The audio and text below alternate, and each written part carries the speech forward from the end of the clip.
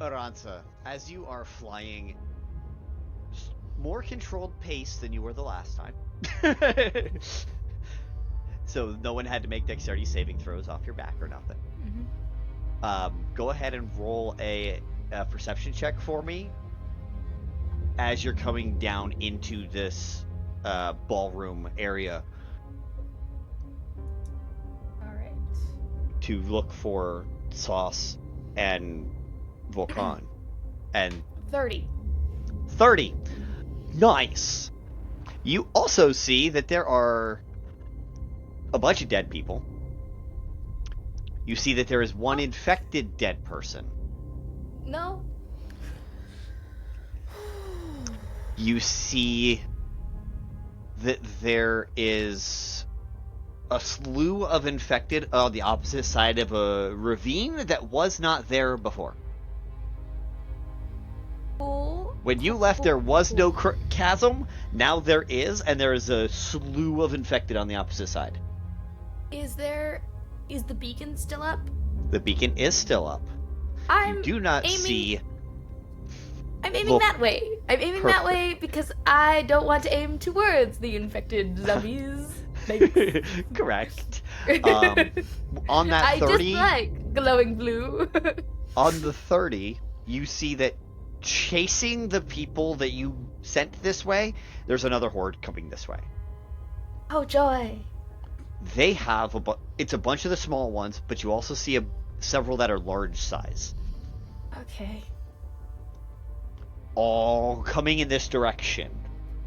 Can I like hover above the people that are running, facing the other way, and try to frightful presence all the stuff that's chasing them? You can absolutely do that. What's their saving throw on it? It's a DC 19 wisdom. 19? Mm-hmm. On a wisdom? Mm-hmm. There is no way one of the groups can pass. One of the things I was going to roll, they can't pass at all. Okay. They have a -2. They cannot pass. Cool. They're frightened for 1 minute, and it can repeat the saving throw at the end of each of its turns. But all of them cannot pass. Cool. The entire horde just stops, looks up at you, as the people below you look up, see you again, because they saw you before, and just kind of like a thank you wave as they're continuing on and running towards the ballroom. And then I will around to the big beacon of light, because light. As you come in, you see the sight that I described earlier, but you also see 2 other humanoids who are up and moving around who do not appear infected. Is it safe to land? Yes. It does appear safe to... Okay, I will land. Yes. Now it's still the Druidic Grove, but it's the same. You just land the same way you kind of came out in the first place. So as you land like right next to where the beacon is.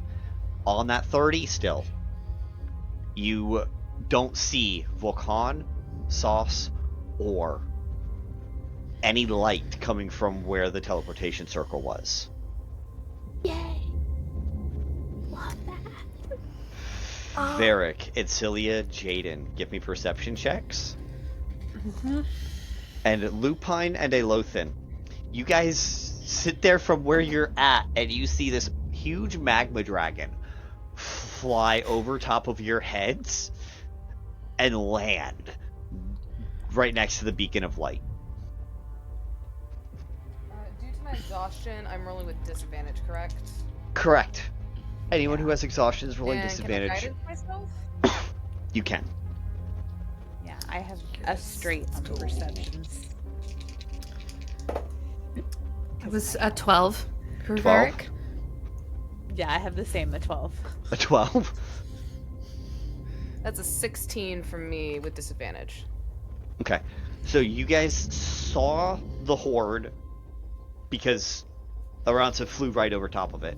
You saw the large horde over on the far side with the fisher. And then Aransa went straight through the trees and you couldn't see anything until she landed right next to the beacon of light. And Adsila, you can tell what you can the three of you can tell is there is no other people up and moving around. And Adsila, you look in and you can tell there is no magical light coming from inside where the teleportation circle was. So that teleportation circle is nada? It's not working at the moment. Okay. Not that it can't get working again, it's just not working right now. Is the Dragon Ball thing still there? The Orb of Dragonkind? Yes. I'm gonna back into person and go grab that. Okay. Yeah. After they dismount? Just so that I have it on my person. Letting them dismount? Yeah, after they've dismounted gotten off of me, I will just And Celia just like dramatically slides down the tail and hops on the floor. Just drip off like goo. Aelothin and Lupine, there's no way you guys don't see these people getting off.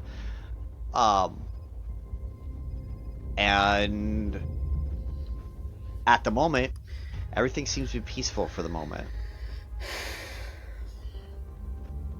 I turn to Lupine. They might be a better chance than the beacon. Where you go, I follow. Never get sick of hearing that. And I will step out of the bush. Lupine will follow as well, after, of course, making sure Cuerdo hasn't moved much as him. The knots and cables are still tied. Now, with an over 20 stealth check, you were fine. You got into a position that would keep him in a stable spot.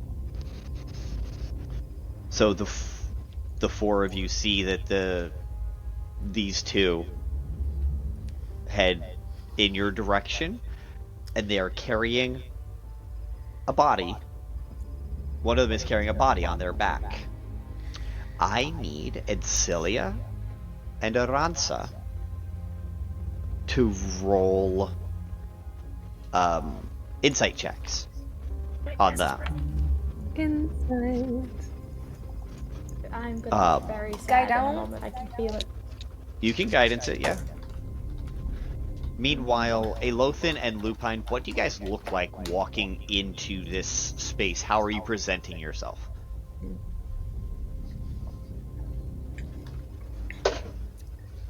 I think my not my natural form, but the one that I take on as my true identity.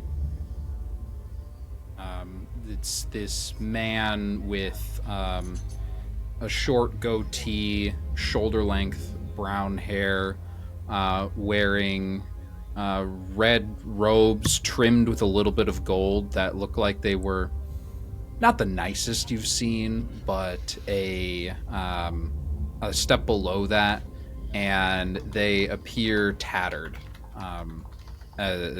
Everyone's clothes are tattered at minimum if they've been here for the last couple hours.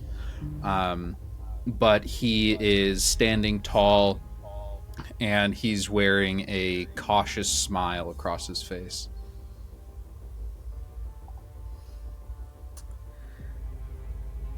Viola. You've got your ships moving around. There's a solid 36 or more flying around doing their thing in the middle of the drill.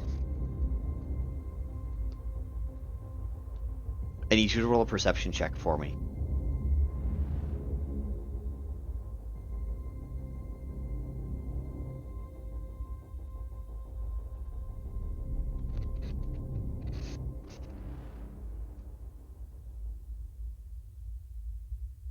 All right, my nice low voice today. 11. Okay. On an 11, you don't actually hear anything out of the ordinary, nor do you see anything. So, you are just watching as everything is conducting itself as appropriate. I would assume you'd be like on... Where do you think your ship specifically would be, the one that you're on? We decided I'm on one of the gondolas or on one of the bigger ships. You're still on one of the bigger ships right this second. Viola, on that 11, where do you think your ship would have been while conducting this exercise? Your big ship that you're on, the first, at the beginning of this whole thing. Probably closer to the docks, but like higher level. So what would be, since kind the of docks like this, are lower? So kind of like this number. Got it. So from where you're at, you're able to see all of your ships unless they are on the opposite side of the city. So you're able to see a good 18, 19 ships on your side as they are running the routes that you've taught them to run, but they are running on the exterior of the darkness. They're making sure not to go in and ruin the vision everyone had for this midnight ball. And you don't notice anything going amiss right now. Everything seems to be going according to your plan. About 15, 20 minutes later, you still aren't seeing anything changing or anything like that. Everything is going according to plan, as far as you're concerned.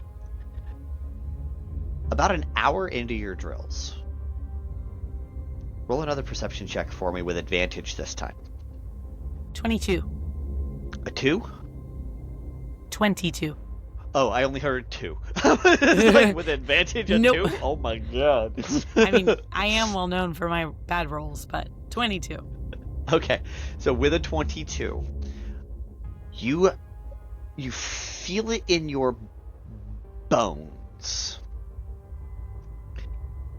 And you look up. And you see the moons crack and break apart. All of them except for IR, the Fey moon. That very thin pale green light is still there because it was almost in the new moon state.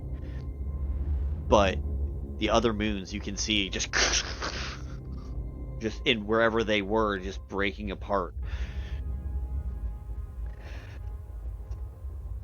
You don't know what that is? You have no idea? You don't know what the consequences might be, but celestial bodies just broke apart. You have no idea if it's related to the city or not. Not thrilled about it. Definitely not a good thing for you. Nope. And then maybe another... Would Viola do anything about that?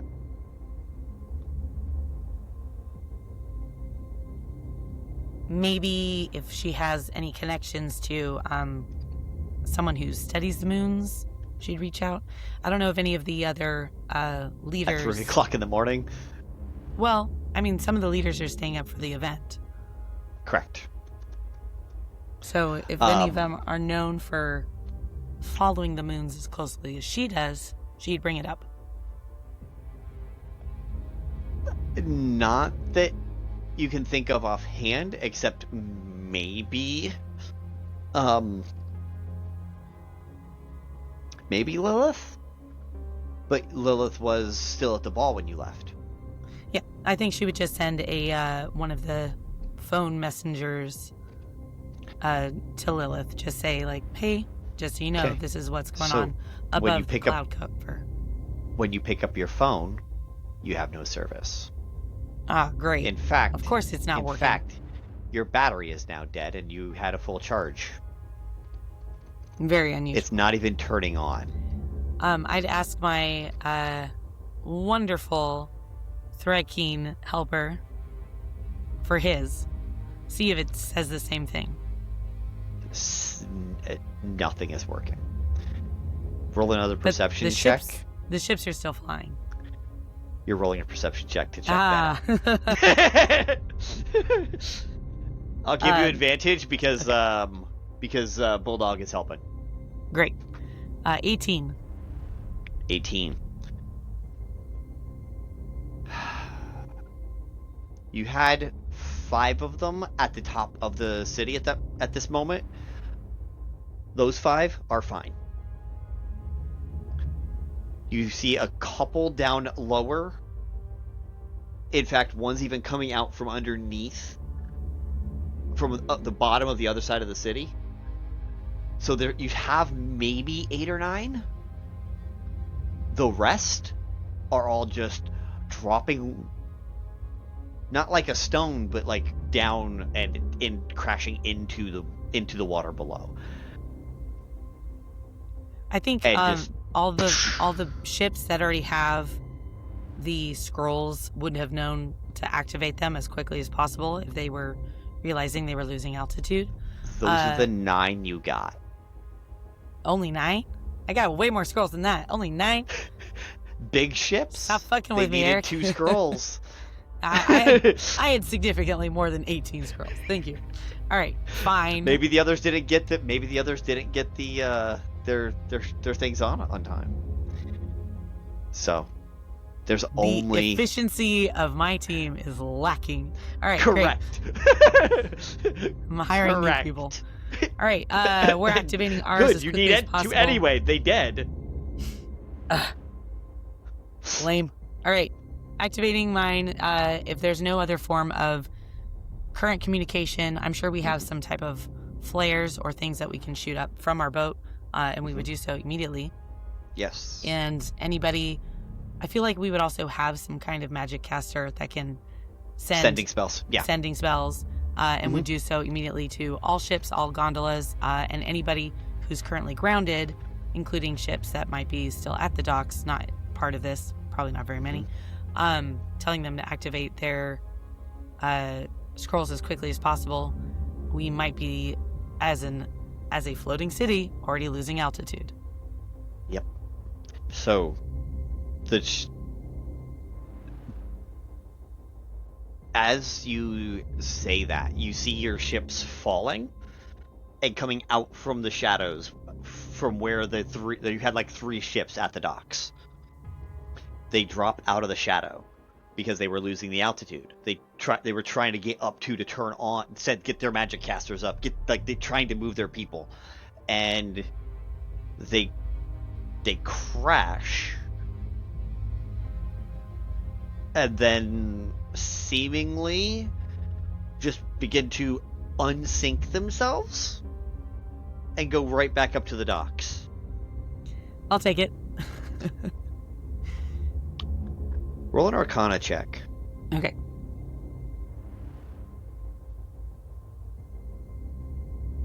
13.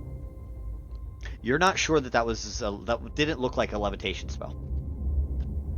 It looked different. Can I ask one of my magic casters on the boat that's not currently trying to communicate with the other ships if anybody else recognizes what's going on with those 2 ships? 2 ships? 3 ships? 3. Yeah, I'm not a fan either. No. I'm not sure what's going on. I'll go check the engine room. Because we're still afloat, so we had ours on beforehand. So I'll check and see if it's something with our engines or what's going on. And off in the distance, you happen to see a fireball, a floating ball of fire, come up, spread what looks to be wings, turn around, and fly straight back down into the darkness. What do we think? It was friendly or not friendly? It didn't attack your 5 ships that were there. No, but it's probably attacking something on the ground. You're not sure. That's your choice on what you're gonna... Yeah.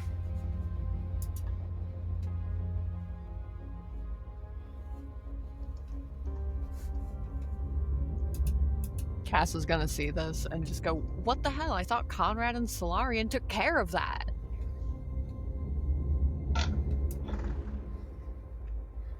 I think Tommy, kind of knowing the city at that point, is going to kind of be like, I think they missed a bridge. Fuck. One of them has wings. How did... The other one kind of had wings. They were all made of blood, though. I was picturing them more like big, like octopus tentacles, like not wings, and climbing around. They were kind of anything that he needed it to be. Which was... He had them anyway. too. Regardless, unacceptable. Okay. First up, Aina. Okay. There's, call it 500 people here. Panicking because there's no ships at the docks where they were supposed to be ships.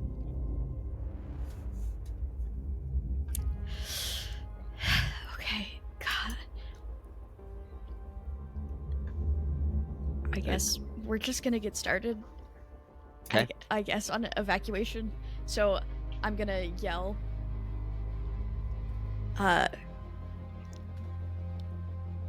Do I have thaumaturgy or something that can make my...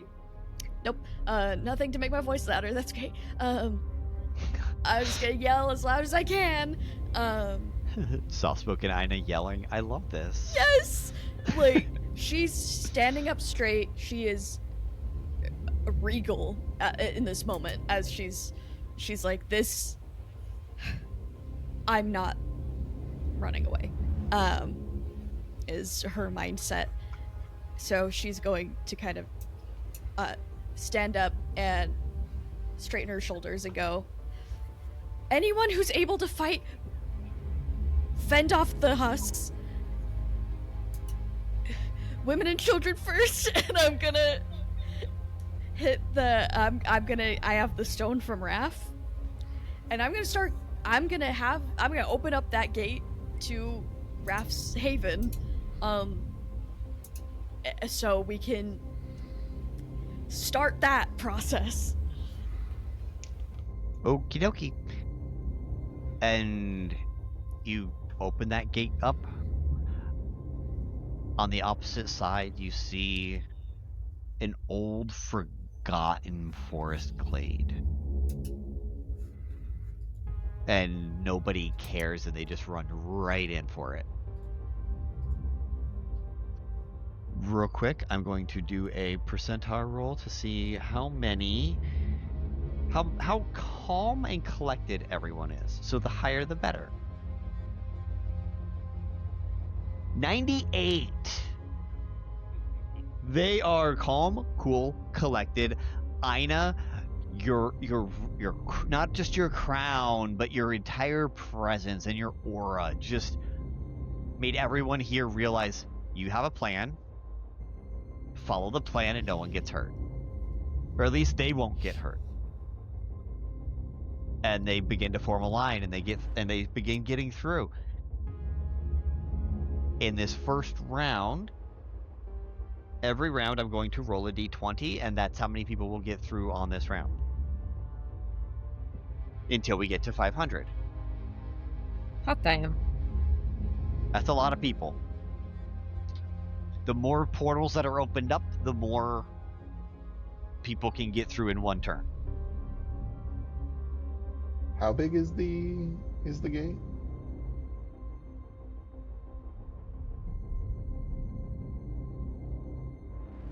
Abby? I don't know. Check. Abby, go ahead and check the gate spell, because if it's more than 15 feet across, I will let 2 rounds of people go through in one. 2 lines of people go through at once. Let's see, what is it? 5 to 20 feet in diameter. 5 to 20 in diameter? Yeah. So I will allow. It'll be 2 d20s per turn instead. Okay. So. And I'll be rolling those? I will. Okay. I'm gonna roll them on your as like a layer action. So on the 20. Excellent.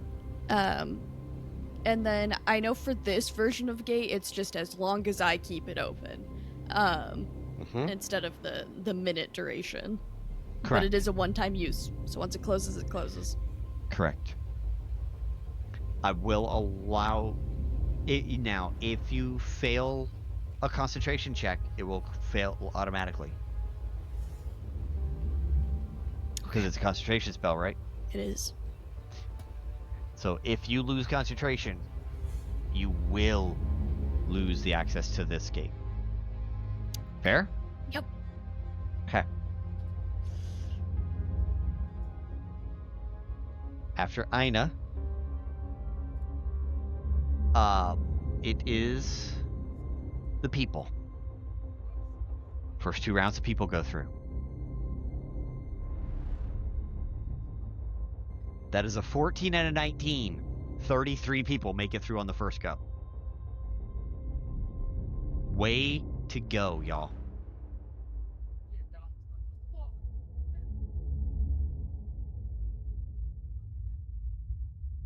After the people, it is Cass.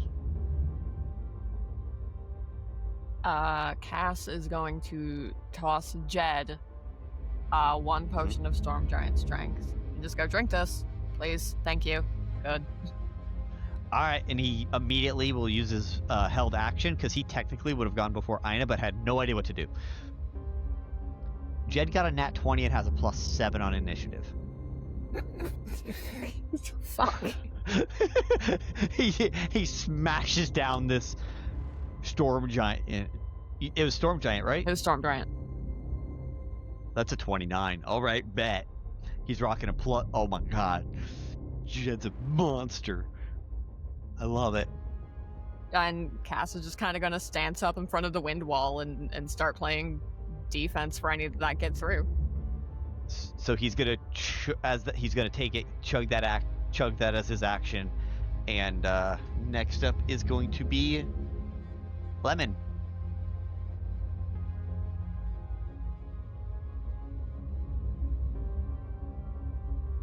You're muted. Okay, so just what's the goal here? Just to make sure people... Right now it's evacuation. They're trying to make sure as many people get through a gate or a portal or a something as possible. And you holding do not off. see any ships. And holding off the husks. Mm-hmm. This is just the first round before any of the husks even get anywhere nearby.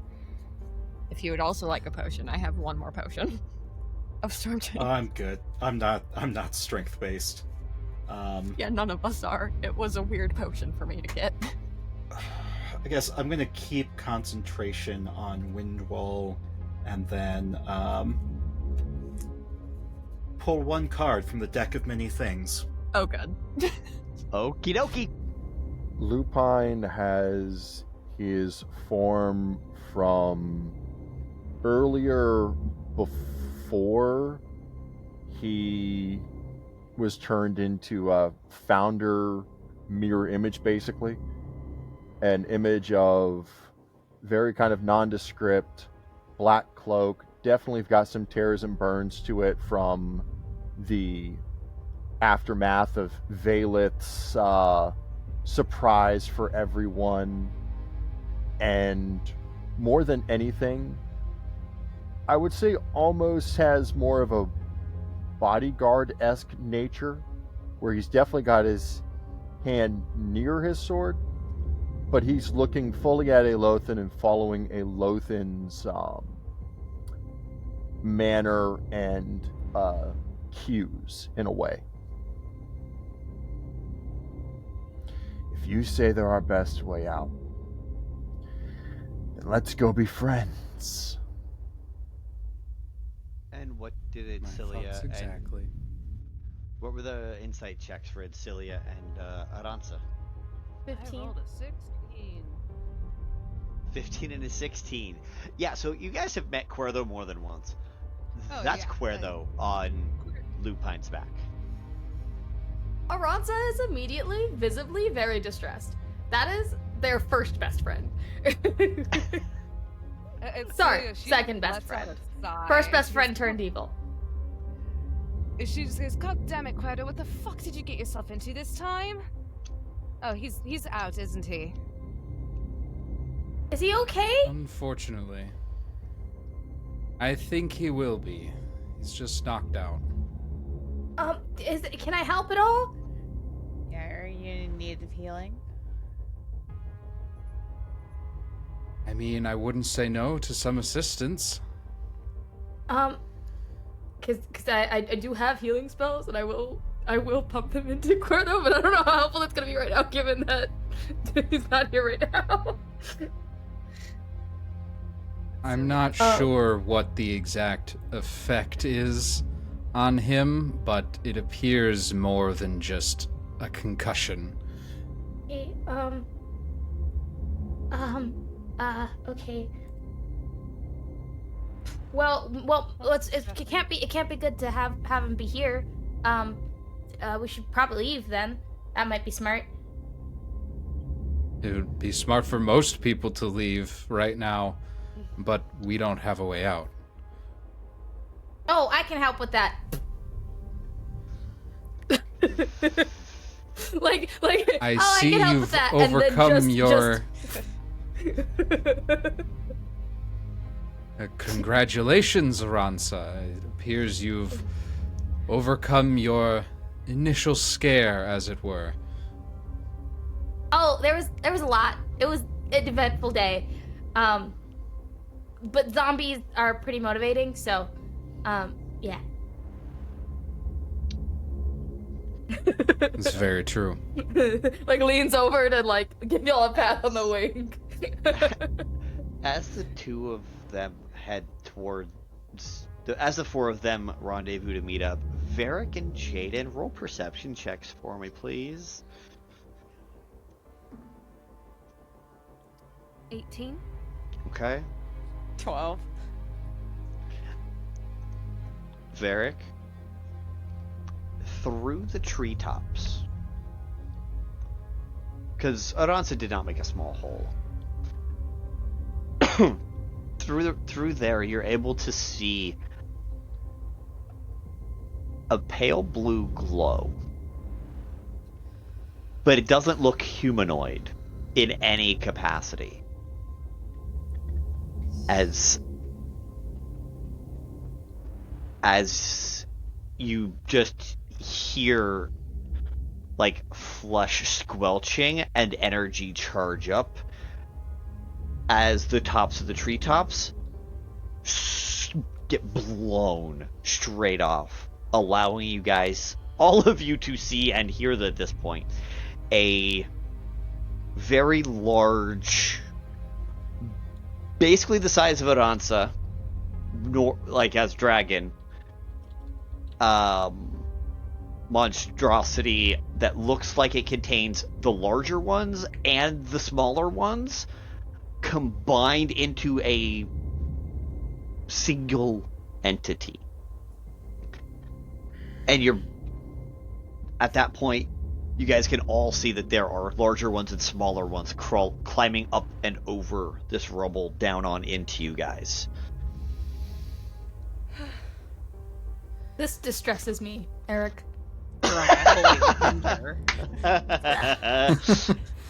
This distresses me. And with its second of its two multi-attacks, it is going to go ahead and target the four of you off on your side. Give me one moment and I will tell you what to roll. Cool. Dexterity saving throw, DC 19.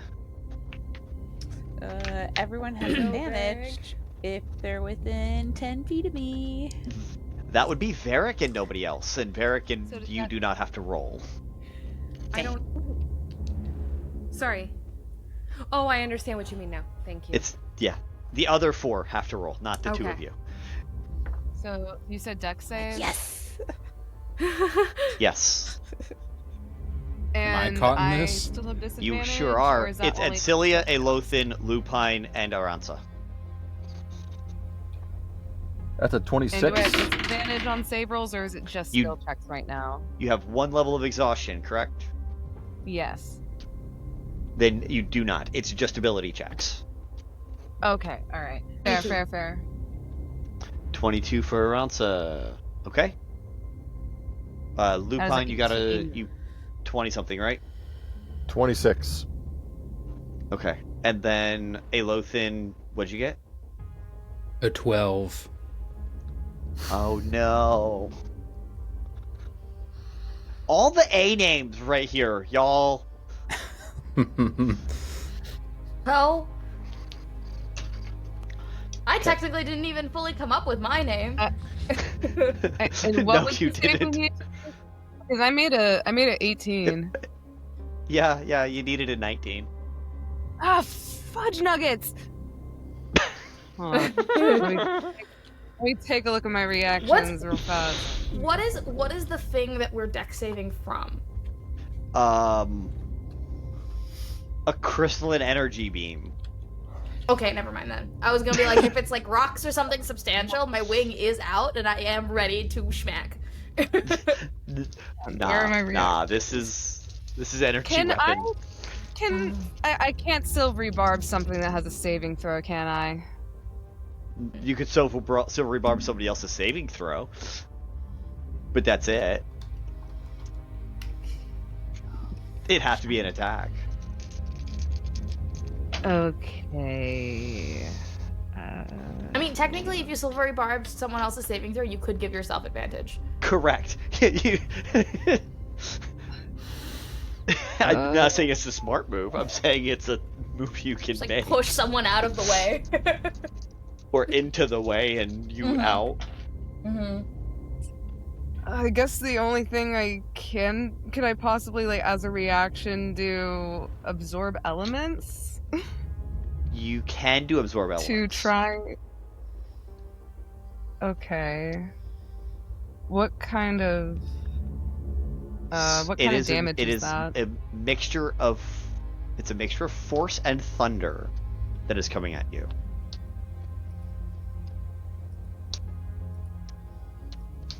Okay, so I'm guessing, can I only choose in between one of the two elements, or does... It's been a while since I've done absorb you can pick element. any other it only element. Works with... I think it only works with thunder. I don't think absorb elements affects force damage. Because it's not an elemental force. Yeah, so it'll be... Anyone with force. I can only absorb elements.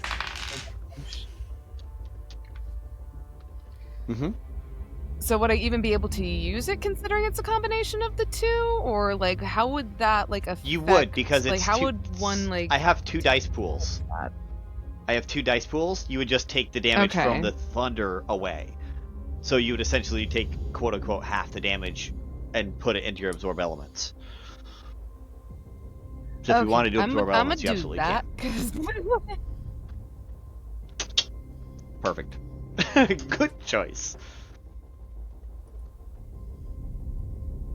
So that takes away like 1d6 of thunder damage. Okay. Yeah, 1d6 of the thunder damage. So go ahead and roll your d6. Aelothin, you take 24 because you failed, and that's a mixture Evasion. of that's the total. Evasion reduces that by half, right? Yep. Okay, so you would only take the 12, but that's okay. Lupine God damn it, and why did Aransa, both of you take 12 as well.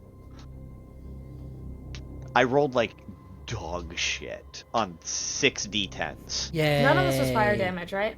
None of this is fire. So- It's force and thunder.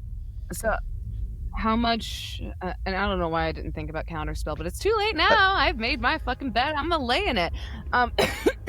This isn't a spell. How much damage? Oh well, throw that shit out the window anyway.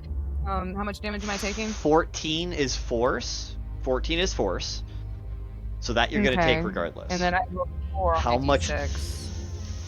You rolled a 4, so you're gonna take 6 points of thunder. So you're only taking 20 points of damage. Okay. So, DM, I technically also have evasion. Does that mean I take 6 damage? You take none, actually. If you pass, you take no damage. Good. Good on you for remembering. I am Lorg and Buffett the hit. You gave them something to duck behind. Ow. I need everybody to roll initiative. Let's go. Battle music, hell yeah. We make our own fate here. You're not gonna believe this. Fates. It This just feels... came back this morning. It just got back in the deck this Make morning. our own We fate. win. We win. It kind win. of feels cheap. Use I it for guess. what Lemon would use it for in this moment. Okay, so what happened to the ships? The ships you don't know. You haven't heard or seen from any of the ships at all night. Then I think I would undo Something that whatever... happened to the ships. Yes. Okay. So you would ensure that the would ships be- operated. Yes, so that would be the event. Okay. To undo whatever kept the ships away. Perfect. So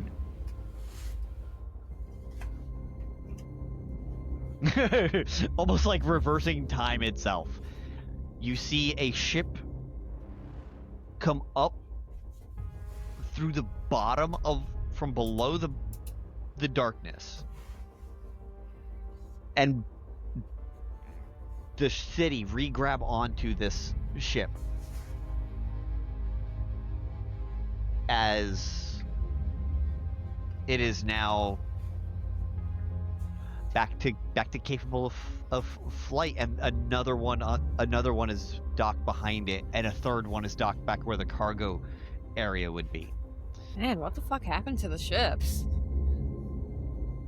They ran on our counterattack. I check my phone. Your phone's still dead. Ah. The Yeah, Fates I card said the ships was specifically. very specifically about the ships. The ships Yeah. no longer run on Arcano tech, they may run on a different tech. Okay. Cool. I'm retiring the deck now. It did what I needed it to do. Hey, you can't draw fate again. Can't draw True, Fates. but like, there's still bad cards in there, like the Donjon, which would pull me away. So I just don't want to tempt fate again. So, hey, you pulled two. You were like Link told you. You realize back to what Link said. You are the luckiest motherfucker with the deck he's ever seen. I really yeah. like that we themed our group around luck. I think it has served us very well. Yeah, I feel like my luck's probably run out. I don't want to tempt anything. Okay. Speak for your damn self. I would like you to speak for your damn self on us like theming around luck and it paying off. I've been infected you're by this not bullshit currently twice. infected. Yeah. And what Anyway, did it ships are take? here, so The ships people are can here. get on there. So that's one less thing we have to worry about. Correct, and the people begin Timing-wise, to anyway. file straight on as these ships resurface. You see water dripping off of them because they were waterlogged, but they are repairing themselves back to the state they were before. Beds are drying, everything is reverting back to what it was before they fell. But you can see it in real time. And everyone looks and begins to head towards the ships, still in an orderly fashion. Because that 98 doesn't just go away. That's a really good fucking roll. But I am going to roll a percentile now to see how many people get through, and I will roll this with advantage.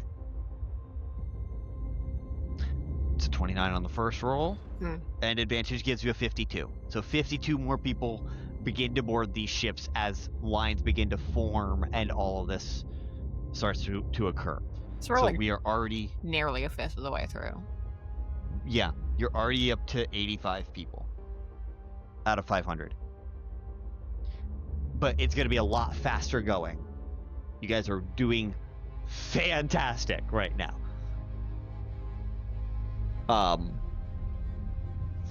After Lemon, it is Tommy.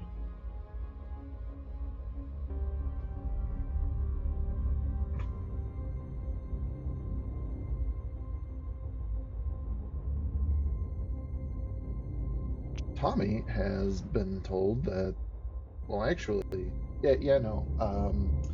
Queen Aina Neandor has put forth a decree that if you can't help people get through the portal, you're going to be an able-bodied person that's going to try and make sure that husks and stuff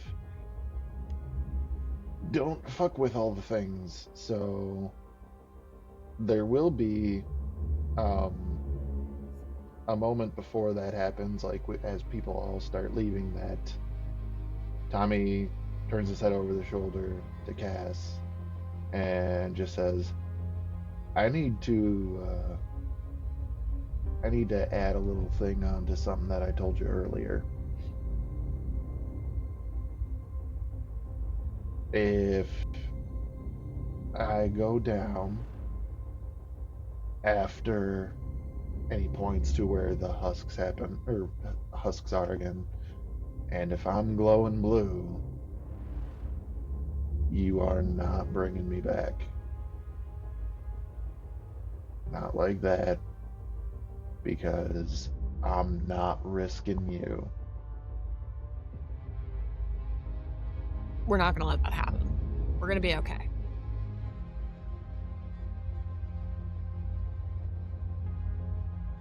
Guess I'm gonna go a step further with that. And now he's thinking about Aelothin. If I get infected again and start to turn into one of them husks, I don't want to live like that. We're gonna be okay. We're gonna be okay. And it's not that Cass is ignoring. She heard and she registered. We're gonna be okay. We're out of sight, out of mind. We're gonna be okay. And she'll grab your hand and squeeze it a little bit. We're gonna be okay. Tommy's gonna squeeze it back. Alright. Well, no time like the present, right? And will Cass stay with Tommy on Ferdinand? I don't think Cass would be very good in a fight on Ferdinand. What if I gave you my super awesome electrified crossbow? Cass has her cool rapier. Okay. I mean, I'm down to let you off wherever you want to be. But I do have a plan that might help slow down these husks. For show. Yeah, no, Cass would prefer the mobility of her feet. The independent mobility. Okay.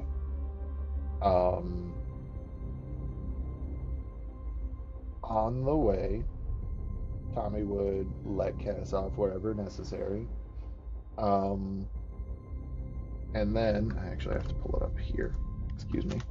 Because it's not actually wait a minute. I am assuming something that Eric never confirmed. Did Tommy have time to get a tattoo from Jed during our downtime before the ball happened?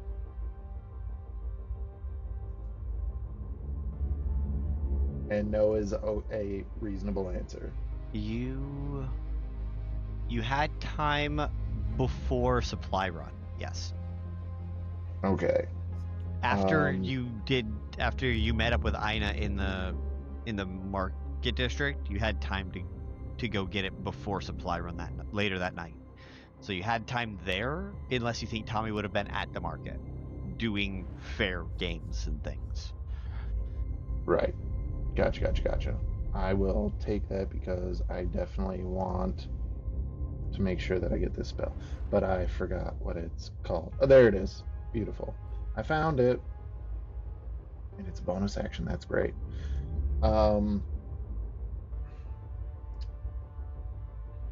Tommy would then drive Ferdinand using as much of Ferdinand's now 100 feet as possible. Wherever the horde is coming from, I intend to circle to the far right of it, come around, and begin to strafe from the right side to the left of that front line as I use a bonus action for Tommy to cast upon himself a Shardalon Stride. Okay. What does that spell do? The billowing flames of a dragon blast from your feet, granting you explosive speed. For the duration, your speed increases by 20 feet, and moving doesn't provoke opportunity attacks. When you move within 5 feet of a creature or an object that isn't being worn or carried, it takes 1d6 fire damage from your trail of heat. A creature or object can take this damage only once during a turn. Okay. So as you whip your bike through, and the flames just come out the exhaust pipe. Well, it gets even more fun because that's Tommy casting it on himself, so that's technically coming off of him. But because Ferdinand counts as my steed, if I cast a spell with a range of self on myself, it also affects Ferdinand. So this effect is happening twice. Okay. What's the save they have to do? There isn't one. If they no save. No, it's just they take the damage. When I move within 5 feet of a creature or an object that isn't being worn or carried, it takes 1d6 fire damage from my trail of heat. Perfect. So that would be go 2d6 right ahead and roll 2d6 for every single. Just roll once. That's going to apply to all of them. Yes. All the ones on the front line. That is a total of 9 points of fire damage. Woohoo! As you torch that entire front line, and they are now on fire, and they collapse immediately. Beautiful. So, knowing now that using Ferdinand's action economy to move as much as it could, and all of the buffs on it, meaning that it would have had 200 feet to move. After making that first strafe, is there any movement left in this turn? How long is the wind wall? That is a lemon question. Lemon. How long is wind wall? Is it 60 feet? I think it might be longer. Hold on. Wind wall. It is 50 feet long, 15 feet high, and 1 foot thick. Perfect. So, I mean, theoretically, they could just go around it. Okay. Yeah, they theoretically could, because there is a little bit of room on either side, but it at least forces them to use their movement to get out and around it, right? So it's still strategically useful. But, so Tommy, you go up to 50 feet and torch all 10 of those that are on the front line. Oh, it also only lasts 1 minute, so it's probably down by now.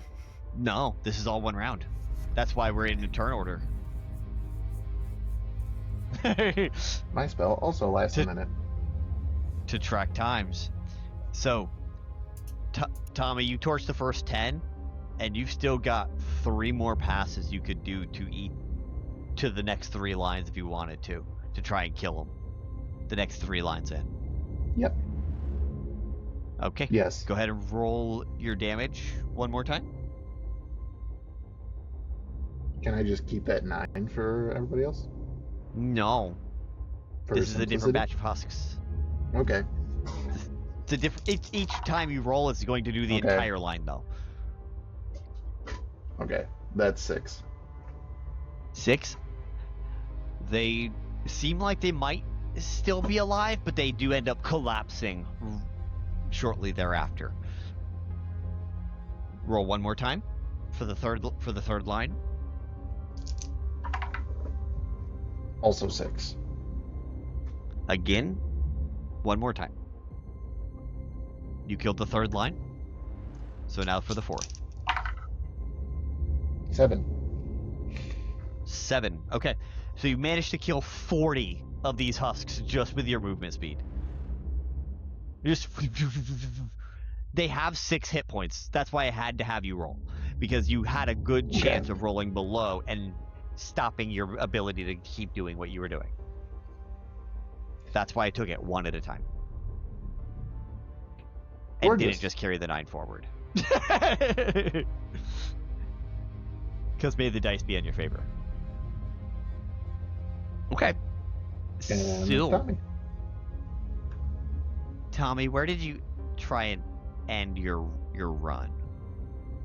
If I'm not going to be able close. to make another pass, as far back towards the party as possible. Perfect. I will allow you to be in the gap between the wind wall and in the gap of the opening of the wind wall, right? So there's the gap between the wind wall and the edge of the city. You're right in there, so that anyone who comes past you you'd have an attack of opportunity against.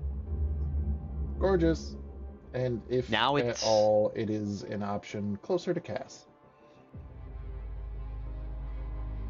Cass is where you put her. I don't have a map. I'm just going to give you a thumbs up. I do not have the map of the docks either. What? Maethorian, your timer is done. Yep. Instantaneously, the device that you need manifests for you, and all the connections and everything right there. So, Conrad, what you see before you that was fabricated, but through magic, and Garnlow, you realize that what was being done was nothing that was inherently negative. You've seen what this device does on both ends. But, Conrad, you see this large 10-foot round receiver. And you see the connection ports and all that would normally be in the generator, and you've ripped out enough wires and hoses to actually fully connect this thing. He made an adapter. He made an adapter for the larger size crystal. All you got to do is roll the crystal in, connect the ports up, activate it, and you're good to it's activated and you're good to go. You are 30 seconds away from being done if you take the right sets of actions.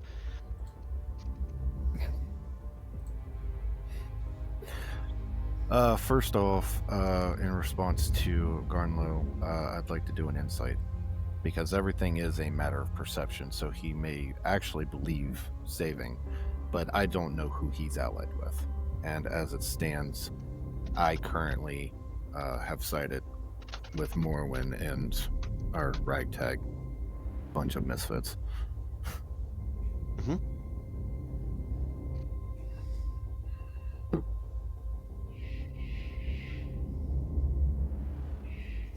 That is 22 on insight. Can I glean any sense of deceit or disbelief in what he's saying?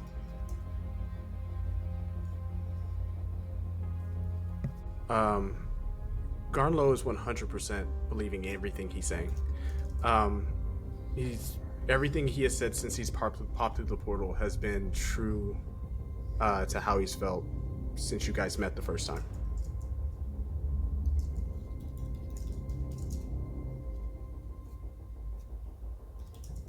Who is it that can bring back your brother? And why have they not shown themselves before now? Where are they even now? Why did they send just you? I think you'd hear that laugh.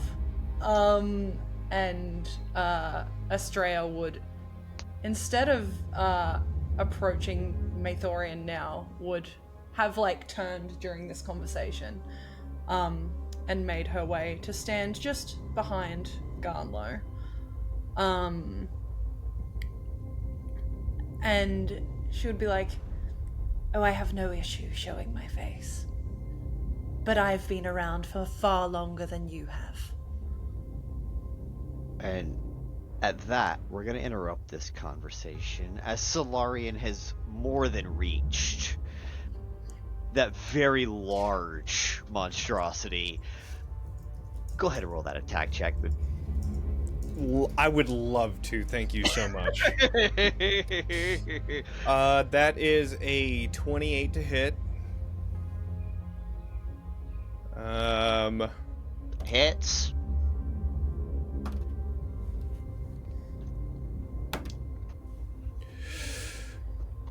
$19, 28 slashing damage, and then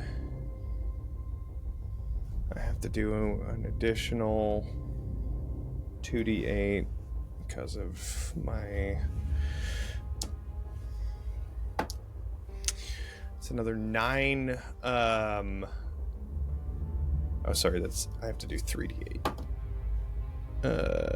So 15 radiant damage on top of it. So that's just going to be a simple 43. Okay. Yeah, and then I'm going to hit again. Okay. That is 31 to hit. Yeah, no, that hits. Yeah, okay. Just wanted to make sure, yeah.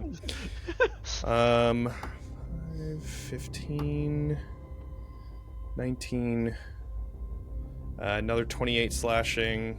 Okay. And then 7 radiant damage on that one. Nice. So you just did a wallop of 78 points of damage on this big beautiful boy. Yeah. And then as a bonus action, I'm going to do Harness Divine Power to get back a 2nd level spell slot. Fabulous. That'll be it. Morwen, you are close enough to be within range to blast off a spell of any kind you so choose. I wanted to, because I'm sort of walking to him as I see him just sort of gleefully slash at this thing. Yep. I wanted to see if I could make a perception check. Since I'm, sort of like in between Solarian and the voice with the crystal, if I perceive that something is going on over there. Looking for the bigger threat. I understand. My boy. That is a 21. So, I'm not sure how far towards Solarian you got before realizing that there are 2 independent pale blue glowing entities back at your project. And they do not seem to be husks or brutes, or even the giant monstrosity that Solarian is attacking. There is something far, far different. I think she would take noticing that and looking back, she would immediately call out to Maethorian in his mind as Conrad and, they were having these conversations. Sort of keeping an eye on Solarian slashing and reach out. What is happening? Who are they? More friends of Conrad? We've had enough of them. One of them seems to know Conrad. I haven't assessed the other yet. Give me just a second. And I'm going to use, I have the quick study feat. And I'm going to use that on Astraea. What does that do for you? I can roll an intelligence check to glean whatever information you'll give me about her. Go ahead and roll that intelligence check, and Emily can give you what you would learn based on that intelligence check. I love an intelligence check. I know. Man, that's a low one. 23. Okay. Chump change. Don't you just hate it when you have a low roll of fucking 23? Fucking low ass intelligence check. I don't want to hear that from any single one of y'all, okay? I am the weakest fucker out of all of us. Damn, 23, man. I'm just a girl. You got this, Conrad.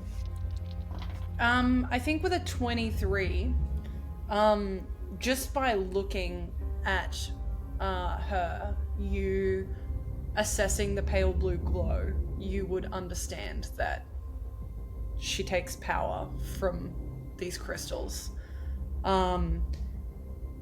You would immediately sense an immense amount of power.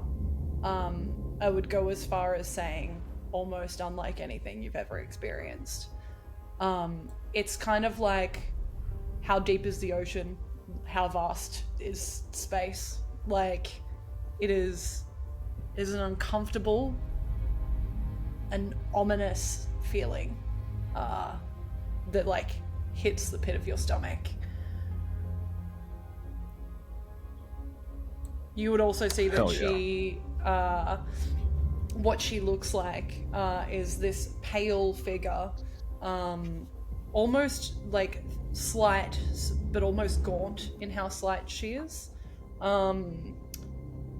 These eyes are pupilless and glowing like a blue iridescent color.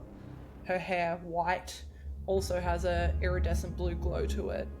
And it's almost kind of like, as she stands there, you see like flickers of power like dancing amongst her fingers. And he will respond to Morwen in his head. If she chooses to fight, we will not win.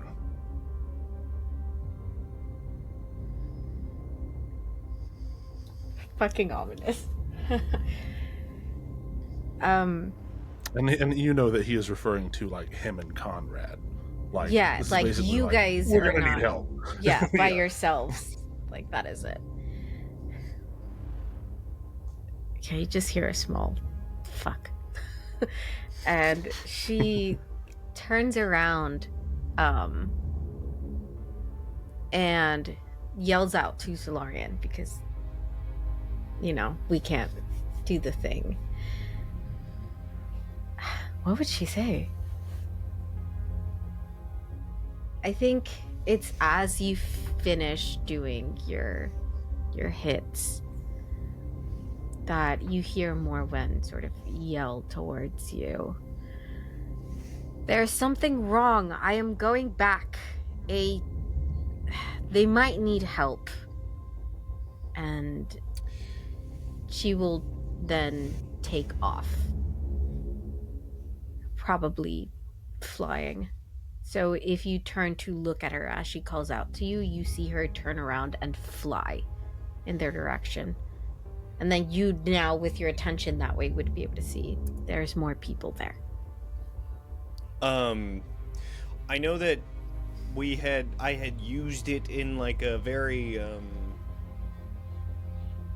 non-conventional way earlier, but would I be able to just use my shadow step to get there now, like actually using the ability for what it's supposed to be used for? Would you allow that? Because last time it was kind of flavor. Cool Yeah, to say just no. Romantically flying through the sky in darkness. Great. Yes. Okay, cool. I will allow that in this case. I will absolutely then just shadow step and just appear next to them. Okay. So, it's the Husk's turn. You begin to see in the distance a handful of these larger ones, like the ones that body slammed Aelothin, and the one that just bodied you, Tommy. They begin to come closer and closer, as do the line of husks that is surrounding them. Tommy, give me a perception check, real quick. You got the closest and got the ability to see the furthest. That is a 7. This dice is being put inside. 7? Jesus, Matt. Okay. Listen, I just put it in chat. I came up with an entire plan that did not involve a single d20 being rolled because I know my luck. It's fair. Totally fair. It's just... Okay. You don't see the thing you don't see. Got it. How important is Tommy within 60 feet of me? Can be. Okay, I'll use one of my chronal shifts. Try again. Do better. Okay, 2 dice. Let's see. I only have 2 of these. You better be. You don't waste it. It's better. Is it an 8? I also It's a just 10. realized something. Getting a new dice. Okay. What'd you realize, Cass? If things get really, really bad, I do have 2 bags of holding. Oh my god. Oh my god. It's not that bad. I forgot I had the bag of holding from the beginning with all of Jed's garbage in it. You do. So, you know, things get really bad, I can make us a very, very emergency portal. Yeah. And where from there would we go? That's a problem for later. Okay. Yeah. Uh-huh. Aina, call the time dragon. We need a lift.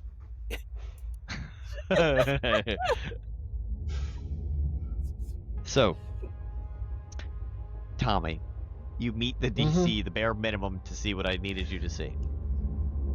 So, Tommy, in the distance, you happen to see that these things begin stacking on top of each other. The big ones are stacking on top of each other, pulling up little husks to like fill the gaps and create this much larger entity. Tommy's just going to point in that direction and just be like, guys, they're Voltroning.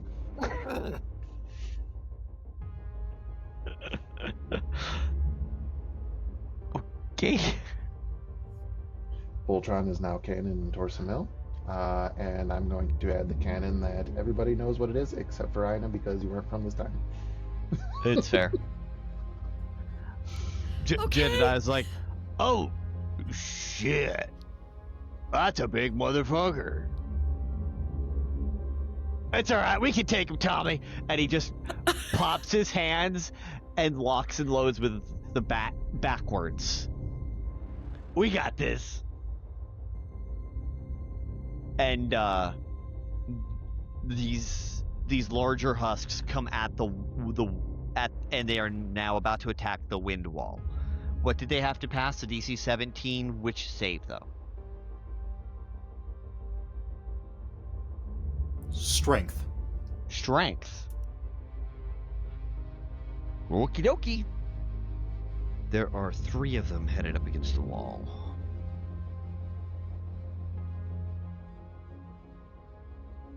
Holy shit. An 11 and a 13 will not do it. However, this 27 will. This oversized Goliath. It's a large-sized creature, but this oversized Arcano-Husk infected Goliath monstrosity barrels straight through the wind wall as 2 others bounce off for a second, take a 5-foot step back, and recollect themselves. But this one makes it all the way through.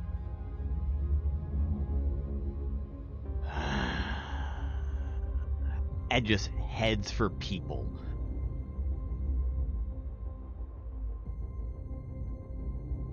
Does not get to attack on this turn.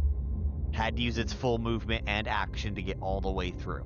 It does not do any kind of an attack at this moment. Back to the top of the turn. Jedediah. Jedediah sees that big one and is like, Tommy, you keep a lookout for. I'm gonna go get the big boy. Did Cass get a turn? Yeah, I tossed him the strength potion. Oh, that's a good point. Gotcha. And Jed uses emergency action to his readied action to fucking. So he just runs straight at this guy, 55-foot move speed. Jedediah has a plus 13 to attack because of this strength of Storm Giant.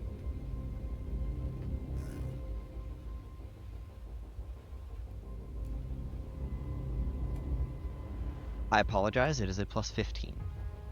Because he has an ability called Combo.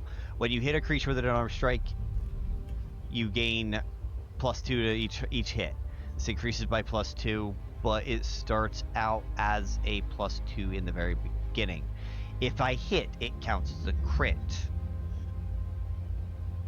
And then he's got a bunch of other monkey shit. So, we're gonna go ahead and start with some punches. He is a level 12 monk, so he's got 2 hits. Because extra attack.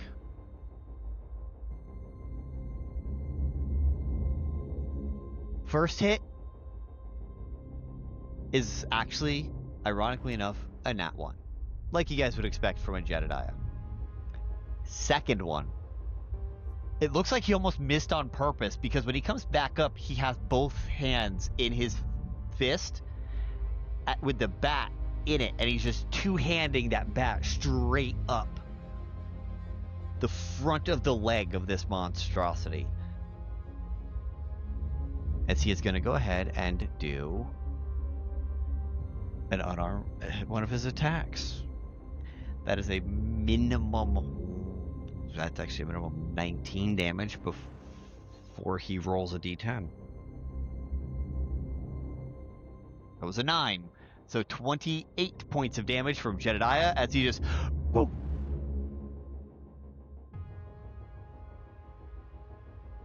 And now he's got an additional plus 2, giving him a plus 15 on his next attack.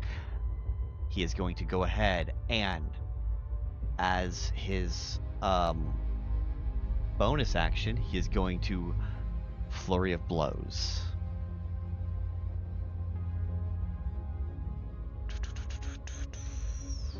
Flurry of Blows. It is for level 12.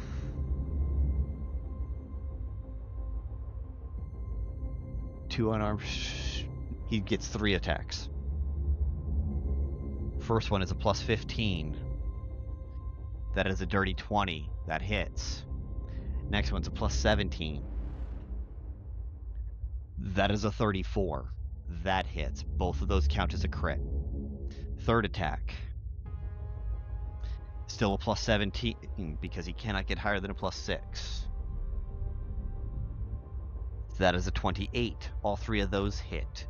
Meaning minimum damage is 19, 19, 19. And I get to roll 3d10s.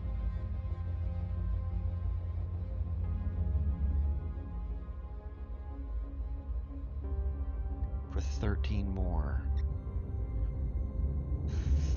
38. That is 98 points of damage. Okay, so he just...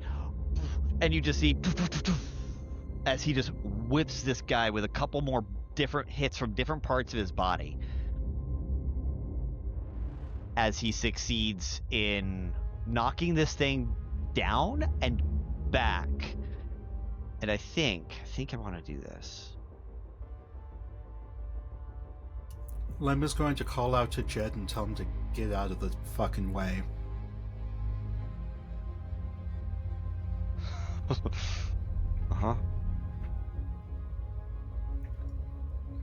goes for anyone who like goes up to punch. I have a thing. And then he bounces back off, so he's got there's a 5-foot space in between him and the opponent.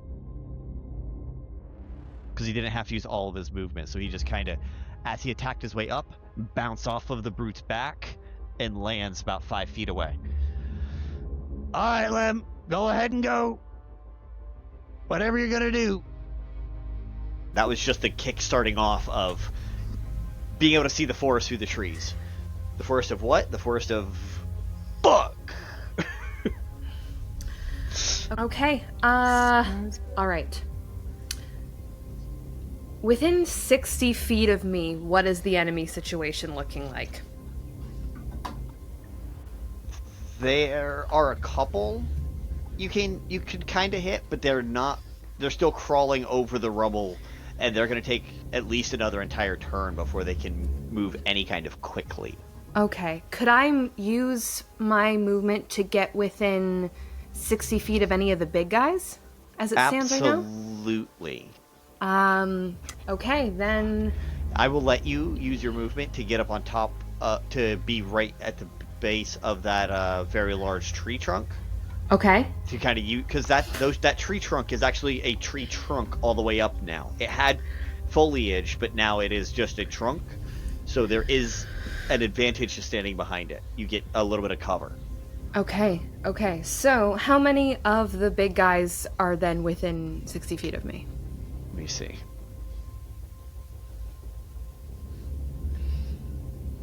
I will let you either attack the really big thing, or one of the large sized brutes. The really big thing or one of the large... Well, here's what I'm going to use, DM, is... As an action, this is called Turncoat. It's one of my invoke hell options. As an action, up to 3 enemies within 60 feet of me who can hear me must succeed on a charisma saving throw or use their reaction to make a weapon attack against a target of my choice. Perfect. Then you can absolutely hit at least 3 things in there, because they are densely packed.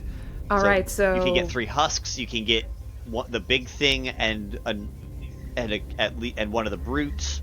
And a husk, like there's a couple combinations. That's what I'll do. That's what I'll do. I'll go for big thing, brute, husk, and they need to make charisma saving throws. Perfect. Okay, so the husk, what's the DC? The DC is 14. 14. Okay, so it's got to get a 7. It's got to get a 17 or higher.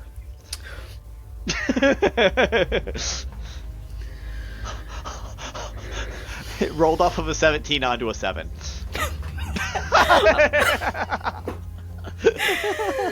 And that was on the big thing? That was the husk. That was the husk. The brute gets to go. I'm just going to roll all 3 of them first, and you can tell me what you want them to hit here in a second. The brute also fails. Okay. It rolled another 7, but it's actually got a positive modifier. And then the harvester has a +3. It needs an 11 or higher. It got a 12. So you don't get to control the biggest guy, but you do get a big guy and one little baby husk. Okay, I think it's gonna look like he goes first for the big thing in the sky and goes to say something, and you see this kind of pseudo halo of flame spark up, and then something, just the fear strikes in and it doesn't quite land, and then there's a point to the brute, point to the husk, kind of a resigned sigh, and you two with me. And I want each of them make a weapon attack on the closest thing to them, just start wrecking shop. Fabulous. So the one husk attacks its neighbor. Yep. And it got just a +3. It got a 19 on that, so it's going to go ahead and you see it just attack and rip into another one of those husks. As its eyes switch from blue to the fiery red of being under your control. All right. Now for the brute. Mm-hmm. The brute, technically, when they make a weapon attack, they make a multi-attack. Mm-hmm. So, do you want smashes or clobbers? Ooh, clobbers is sounding good right about now. Clobbers? Yeah. Great. That's a +9 to hit. Mm-hmm. Lowest of them was a 21. It just goes and just poof, poof, drops 2 of its fists just straight on these husks, flattening them. There's no way it wasn't going to kill them. Well, if you want something done properly, sometimes you don't do it yourself. And bonus action, within... Do I have I don't have a brute... Do I have a brute within 30 feet? No. Okay, then a husk within 30 feet? A husk within 30 feet? No. Anything? No? Nothing. No? They're at like the 45 marker. That's then I don't have any bonus actions I can currently use, so that will be my turn. Okay. Adsila.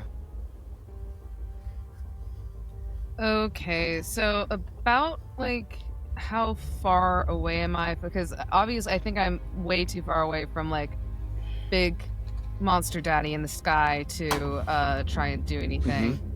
Mm-hmm. How close anything that's got are 90 like feet or so could easily hit it. Okay. Anything that's got 90 feet or so, you can easily hit the big daddy. The little guys, about 60 feet. About 60 feet? Okay. For the little ones, yeah. And there are hundreds of them. Ooh, yay. Super fun. Okay,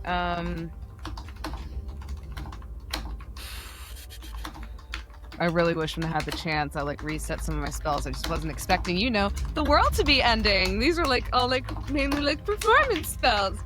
Oh god, that is so I have I don't even know if this is a smart idea. I'm trying to figure out my movement speed.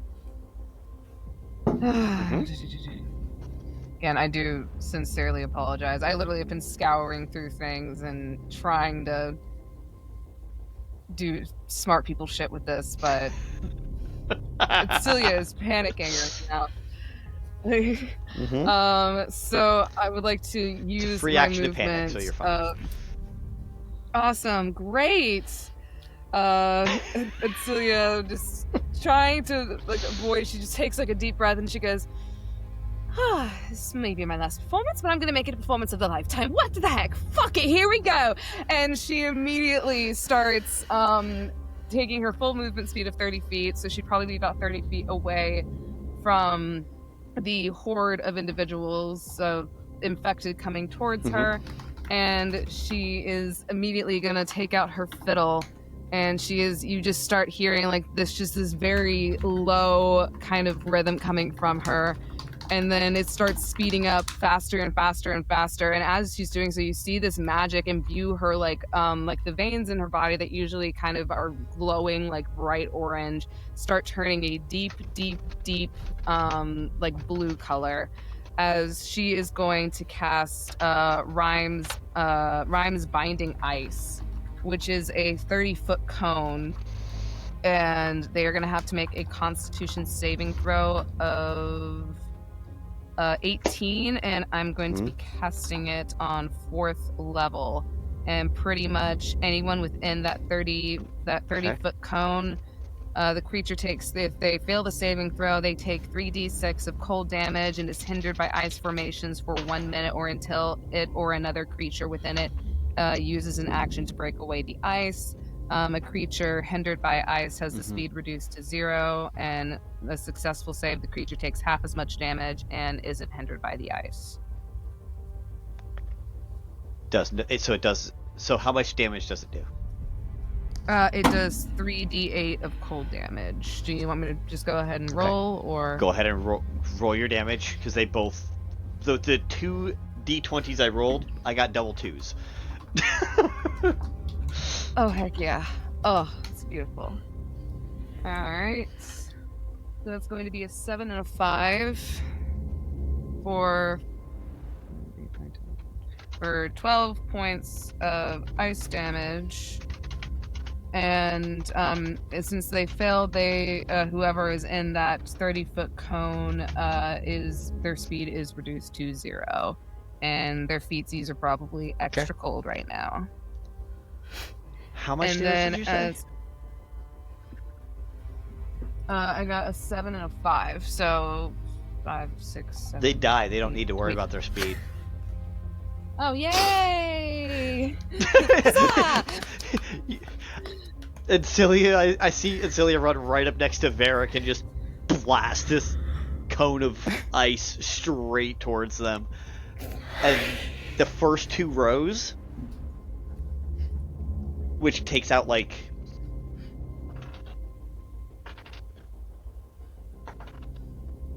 No, not... 6 of them? You take out 6 with that coat. They caught the very tail fringes. That last 10 feet is what got them. And you were able to kill 6 of them in that go. Fantastic. And once out that of hundreds. Once that like cone of cold is done, you kind of watch as immediately, like you just kind of hear like thump thump thump thump as the orange bursts through her veins once again, and her hair just kind of flares up once more. As a bonus action, I would like to. So I'm going to go ahead because Dragon's Breath. You are allowed to imbue it within yourself as a bonus action, but I need to use a magic action in order to actually release it. Correct. Okay. As far as I'm aware. Okay, because it says until so you can take a magic action to exhale the 15-foot cone. Okay, so.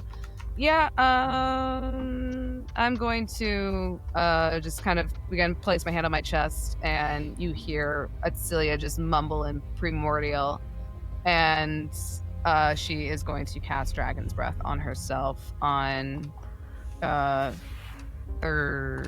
level, I believe. Okay. And that will be the end of my turn, Sir DM. Okay.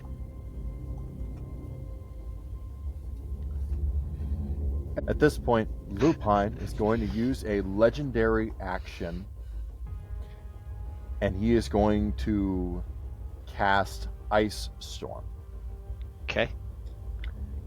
So Lupine is looking out at this giant crowd staring right in front of him within less than 200 feet of him. He's going to give a nice little snarl as he is going to grab his bow.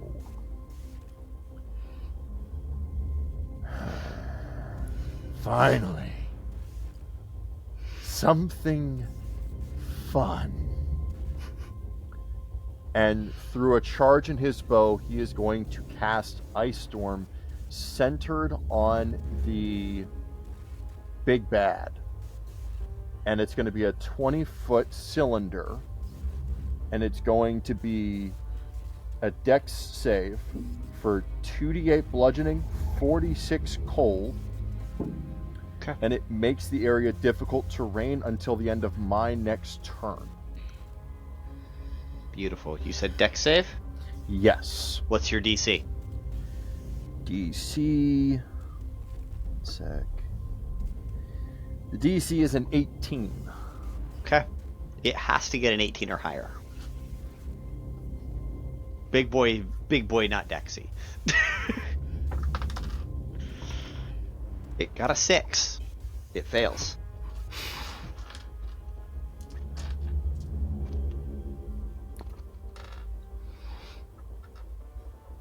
Oof. 16. That's 18 cold damage and 13 bludgeoning. Okay. 18 and 13, you said? Yes, and that's a 20-foot radius, 40-foot high cylinder centered on the Big Bad, and everyone takes that in that wave. Yeah, so the husks immediately surrounding it immediately die. The machines just, and it doesn't like lock it in place, it just makes the terrain difficult and does the damage, right? Perfect. Aelothin, your turn proper. So is the big guy is a machine? It's a composite of these husks and these brutes.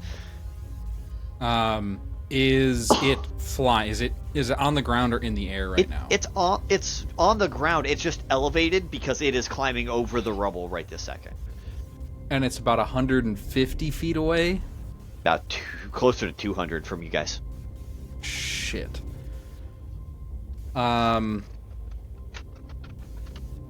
am going to... this is so stupid. Do it anyway. I'm just going to yell, I can kill it! Just cover me! And I'm going to start sprinting straight line towards the thing. Aina, your turn. Okay, keeping gate up. How far away is this thing? The brute from you? Yeah. 30 feet. 30 feet from the gate. It will fit through the gate.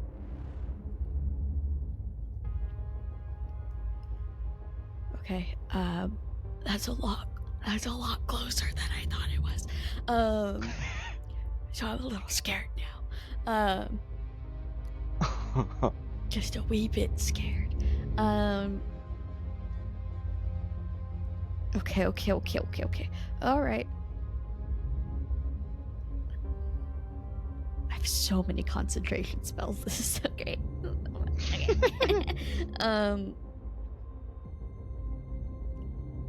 What's a good thing to do at this exact moment in time that I was not planning on doing it anyway?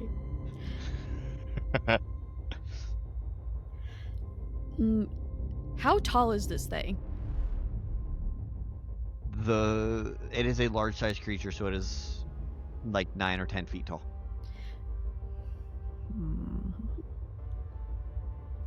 Okay. So if I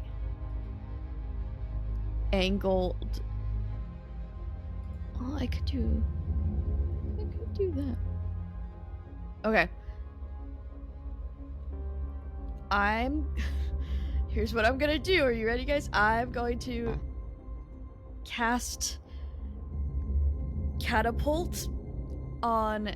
There's just rubble around here and stuff. Uh-huh. This is going to be at 4th level. So it could be 5 times. It could be a 20-pound object. Okay. So I think just that's like a rock. Heft. Yeah, that's hefty. Yeah. And I think what it looks like is she always has one hand concentrating on the gate, and then she just with her other hand, almost like a telekinesis, just moves the rock up in the air, and then just pushes it at full speed, David and Goliath style, if David had a ginormous rock. And I have to... Oh, it has to make a dexterity saving throw. Dex save? Yep. DC 18. Does an 8 pass? Nope. It sure doesn't. Okay, so far so good. So that's... Oh my gosh, these damage rolls are so good. Okay. 22, 28... 34. What kind? I think it's 34 bludgeoning damage is what I think occurs with catapult. Yes. Hey, Aina. How do you want to do this? It's for her pure concentration. She is using, in this moment in time and whatever comes next, everything she has right now to get as many people through this as possible, and she intends to stay for as long as that takes. So it's like just the solemnness of a last stand, even though we're right at the beginning of this, and so it's just that's exactly what it is. It's just moving it with her hand and just launching it at full speed, and she never makes direct contact with it. It's like her telekinesis, and she's keeping the gate up for people, just going go go go. Okay. Now I'm gonna roll for the next 2 people through the gate. That is only 21 more people through the gate. So that is 33 and 21. That is 54 people through the gate so far. And then when do the people on the ships end up going? They're actually going to go right now. Awesome. I'm actually going to track those 2 categories separately, because that way we know how many people went to Raph's place. Raph's house. Oh. He might want to know that. Yeah, weren't we at like 80 people out last turn? No, that was 88 people totally had left the city, not to the different places. I broke them up into the different categories. Okay. Only another 14 got through this time onto the ships. Oh god. Oh no. So then, what are we at? 66 on the ships, 54. That's 120. We got this. Cass, your turn. The monstrosity that broke through the wind wall, already gone. Okay, so we have the wind wall up front. Cass is going to position herself directly in front of Aina because she knows that she's the one keeping the portal open. So, like, in her brain, that's protect Aina. And ready in action for just, like, any enemy that comes within 5 feet is getting a little bit stabbed. Wait, Okay. actually, I'm going to use my one spell. I'm going to become invisible so that I get my sneak attack from a stab. Okay. So I'm invisible in front of Aina. Alright. So you're just getting prepped and ready in case anything gets too fucking close. Got you. Yeah. Next up is Lemon. Okay, what is the scene before me? So the scene before you is the one big guy got through. Jedediah and Aina took it out. Okay. It's already gone. In front of the wall, you see at least 2 of the large guys. Right up at your wall. Like they tried to come through and failed. You see a horde of husks that's about half diminished, so there's probably about 40 of them. And then back a little further in the distance, you see large ones and small husks as Tommy put it, Voltroning and turning into something bigger. As they are just building this thing out of themselves.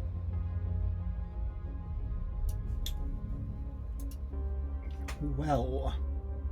And that's maybe 100 feet out from your wall. Okay.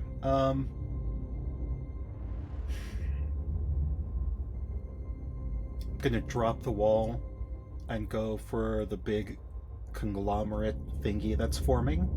Okay. And cast Confusion. I love it. They need to make a wisdom saving throw of 17. A 10 does not do it. Excellent. Okay, so they cannot take a bonus action or a reaction. Now, at the start of each of its turns, it needs to roll 1d10.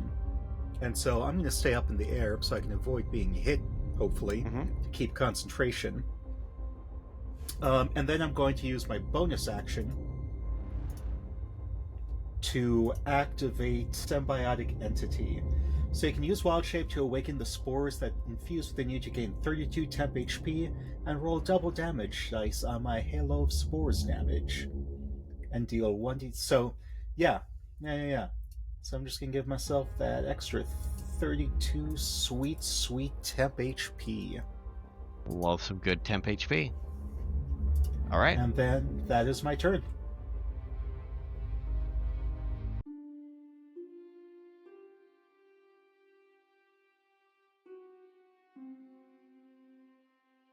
Are you looking for your next adventure to get lost in? Do you enjoy dark fantasy, horror, slice of life? Are your favorite tropes filled with tragic backstories and a found family comprised of a snarky lesbian, a morally gray grump, and a sunshine character? Then look no further.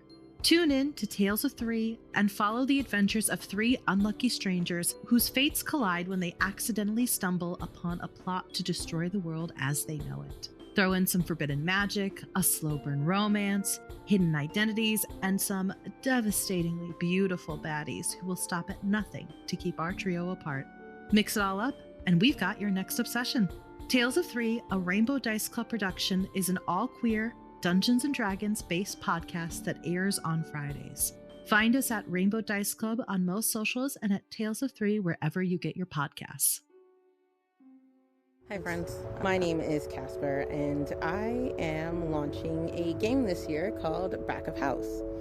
I'm launching it through my company called Casper Haunts, and I created this company with absolutely no money. So I am doing a fundraiser February 4th, 5th, and 6th with a bunch of my friends where we're going to play a series of food and restaurant themed one-shots where the audience can vote on best dishes or give advantages during some of the epic food fights, and I tickets for a raffle because I will be raffling prizes.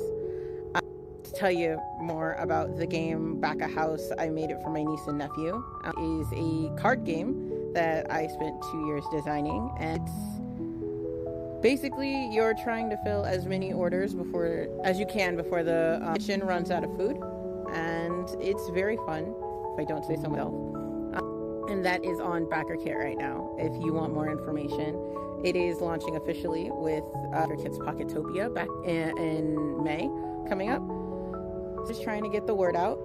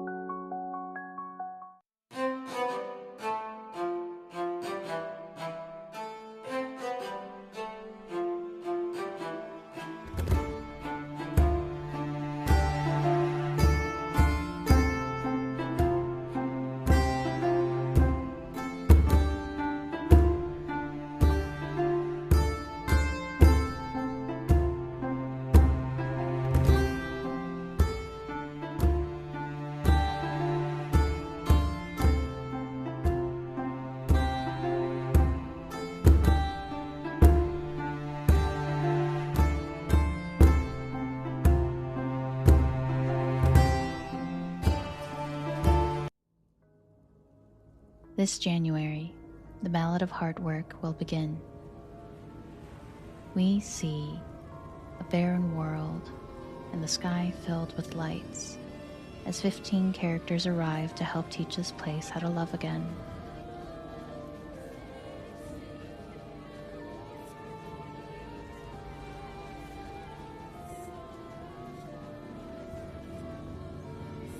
This January, come along with us in The Heart is a Dungeon as a different type of story begins.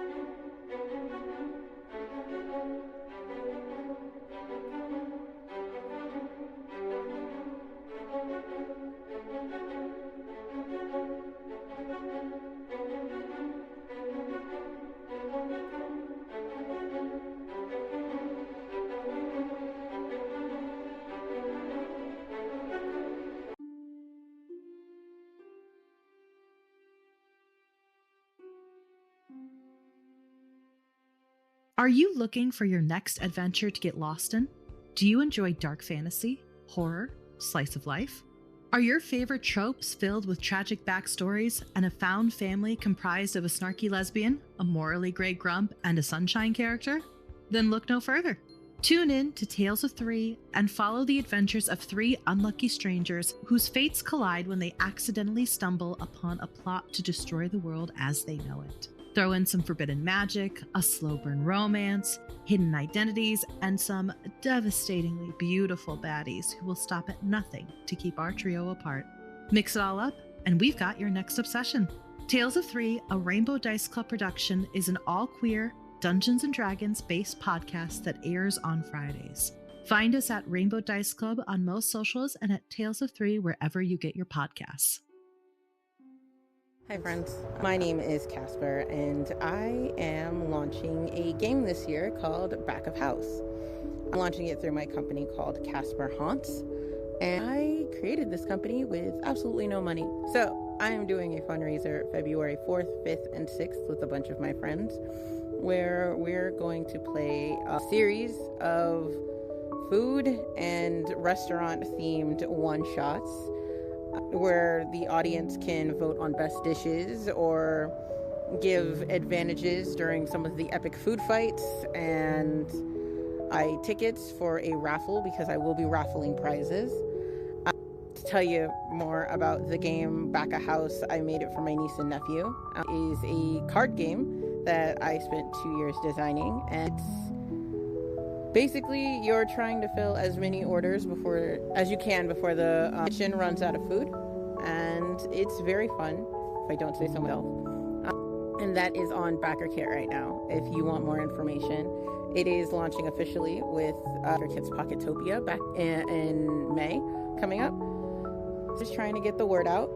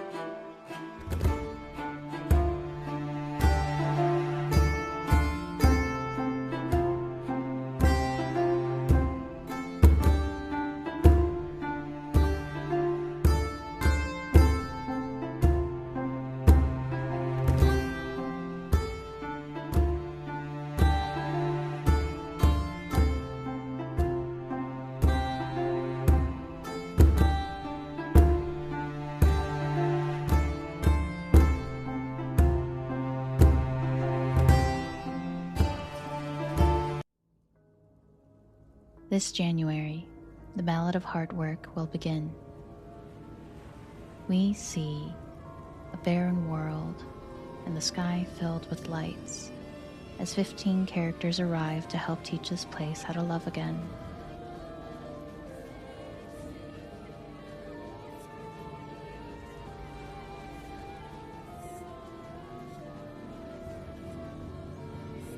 This January, come along with us in The Heart is a Dungeon as a different type of story begins.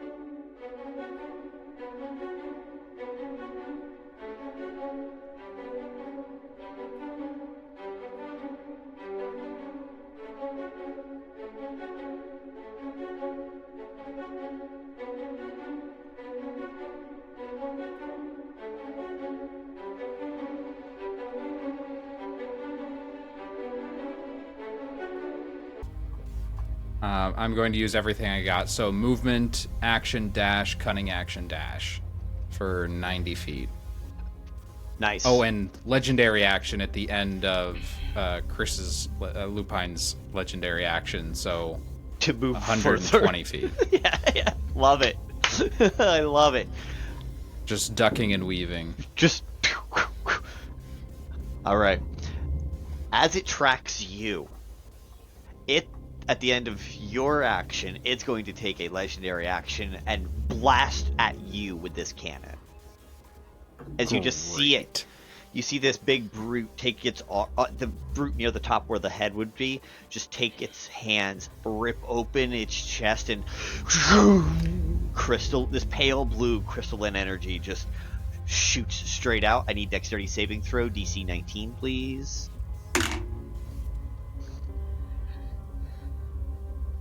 19.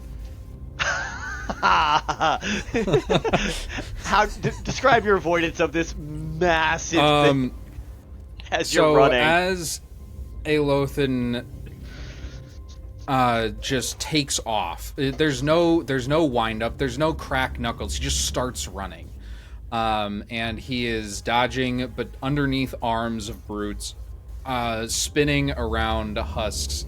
And does sort of like a jump and spins in the air, and this giant laser destroys the grass he was just running on and like a corner of his cloak as he twirls around it, lands and keeps running. I love it. Love that so much. It's now its turn.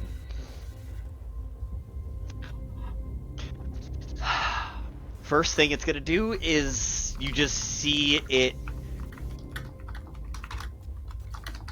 begin to hover for a second and begin to stay where it's at. Where the ground starts to fall, it stays at the same level, and it moves a good 45 feet forward, closer to you. So on your whatever your next thing you want to do, you can try and climb aboard this thing, Aelothin. But the Voltron-y like mega husk thing that is just made of big old brutes and little husks just goes over and begins to and looks around for someone. Finds the three of you still bundled up, and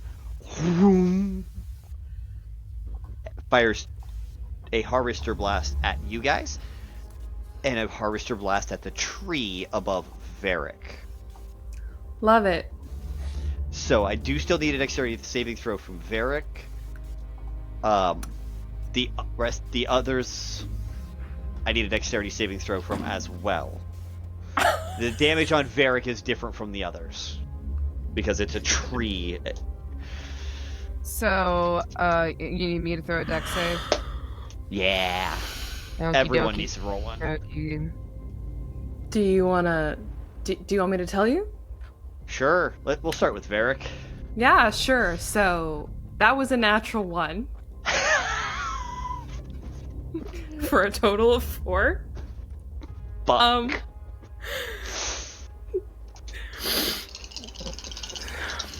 My third best friend?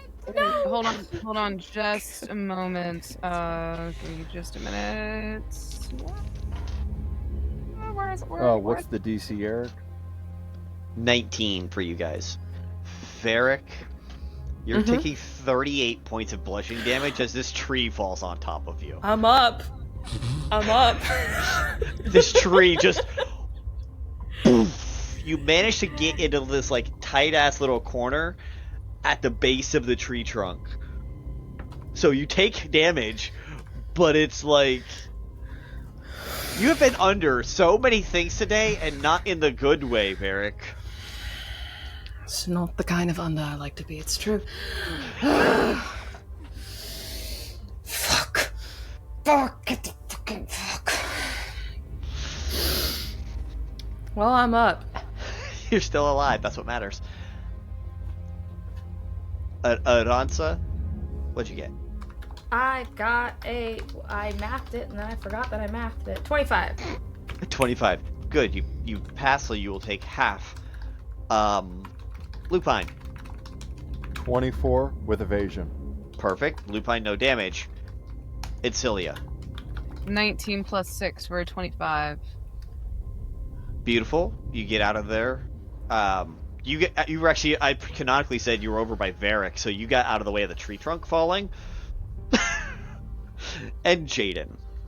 12. So did I take any damage, or You did not take you took half of that 38, so it would have been 19. But I have a shield master. What's Shield Master allow you to do? If I make a dexterity saving throw to only take half, I can use my reaction. Oh, if I succeeded. Blocks. Never mind. Can I go ahead and can I go ahead and just use absorb elements to try and lessen that damage as a reaction? You can. I was gonna say, can I actually, also do absorb elements as well? You can for the thunder on your Adsila. Yours is a tree falling on you. Yours is not the actual beam itself. So yours was all bludgeoning. So there was no reason to use absorb elements on yours. All right. So unfortunately, it's thunder and force. Yes. Elements. How much would I take with absorb elements? Since I know absorb it's elements. two different kinds It was of damage. a bludgeoning damage, so you can't. Okay. Ouch. Yeah. No damage for the rest of them. Okay. I cast absorb elements at 2nd level, by the way, and I've rolled my 2d6. So. And that's for the thunder, right? Yeah, because I'm getting hit with the beam. Perfect. Yep. Yeah. You sure are. Okay. I did not roll like trash this time.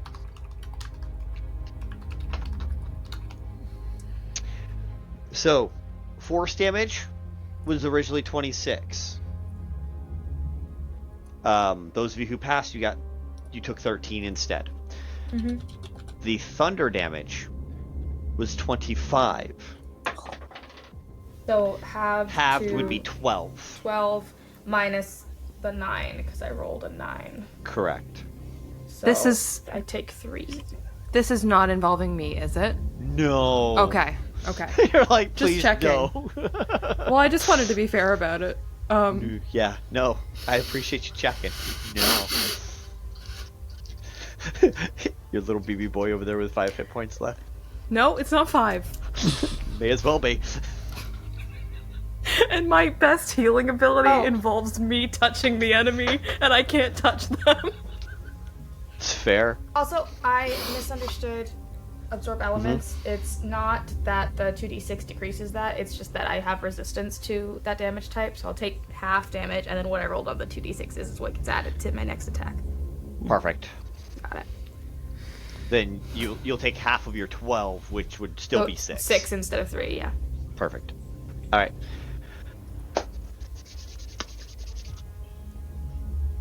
Alright. It is now Jaden. Yes. Lupine, you're on deck. I have a shenanigan. Do it. I am going to use my 2nd level spell slot, borrowing Talissa's Gust of Wind. Okay. Using my pseudopod attachment. Can I place the wind behind me and flatten myself into a sail to propel myself forward? I will let you double your movement for that, yes. Then I don't have to run as far. It'll move me. It's a 60-foot line.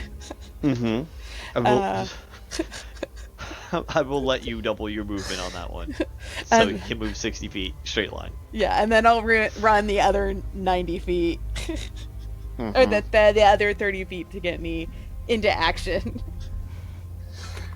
You're now on rough terrain at this point. Okay. And there are an entire wave of husks literally at your nose. Can a plasmoid get infected with the Arcanovirus? We will find out soon. Brilliant question.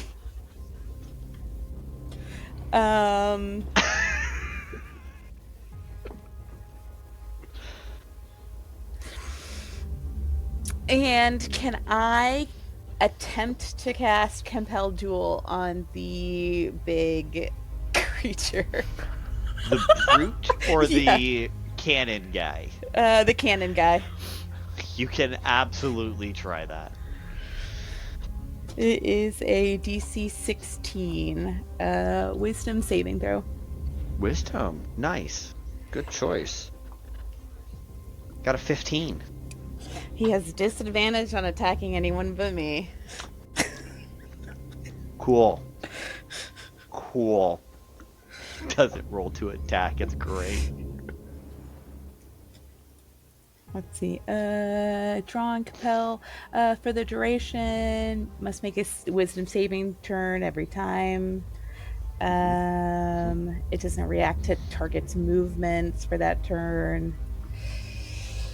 Let's see. Yep. That's all I can do. Brace myself. Yeah, that's about it. Clench your butt cheeks. Chris, Lupine's turn.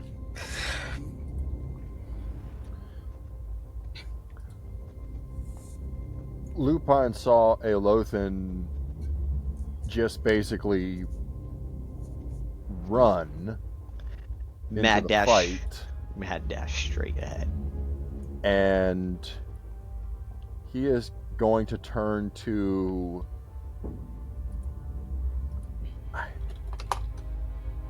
to Aransa. But Rar. as he turns to Aransa or Jaden, whomever is still right there. Jaden moved already. Oh, okay. I'm still there. Yeah, Aransa is. I would say, but you're a dragon right now. Uh-huh. And Lupine was basically going to ask for help to get Cuerdo off his back, leave Cuerdo, and then really get into the fight. You I can mean, do that. I can understand you. I can help. It was more having someone to be able to untie. wait. Do you still ask for that help? Because if Lupine, you do, I would say, do it. Lupine does turn to Aransa, and realizing that that's a dragon, basically comes to the point of he'll fight better if he doesn't have to worry about the second guy on his back. So turns to the dragon. Take him off me. Now. Aransa kind of leans over and like rests on their elbows, and then their hands poof to humanoid hands, and they untie. That is nightmare. No, like full dragon, human hands. Nightmare fuel. Unties and then kind of like crawls back up with the claws again. Unstoppable. Reno with the extender claws. Look, I got better at this. All right, I trained.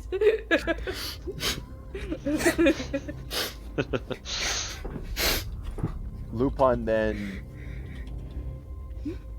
it will just charge forward the 60 feet at the very least. And use your action and your movement. No, just movement. Oh, okay. Sorry, I forgot. 30 is movement, so it's Correct. going to be 30 feet movement. Okay. And going to use his bow to go after the big boy again. Okay. With 2 arrow attacks. Good deal.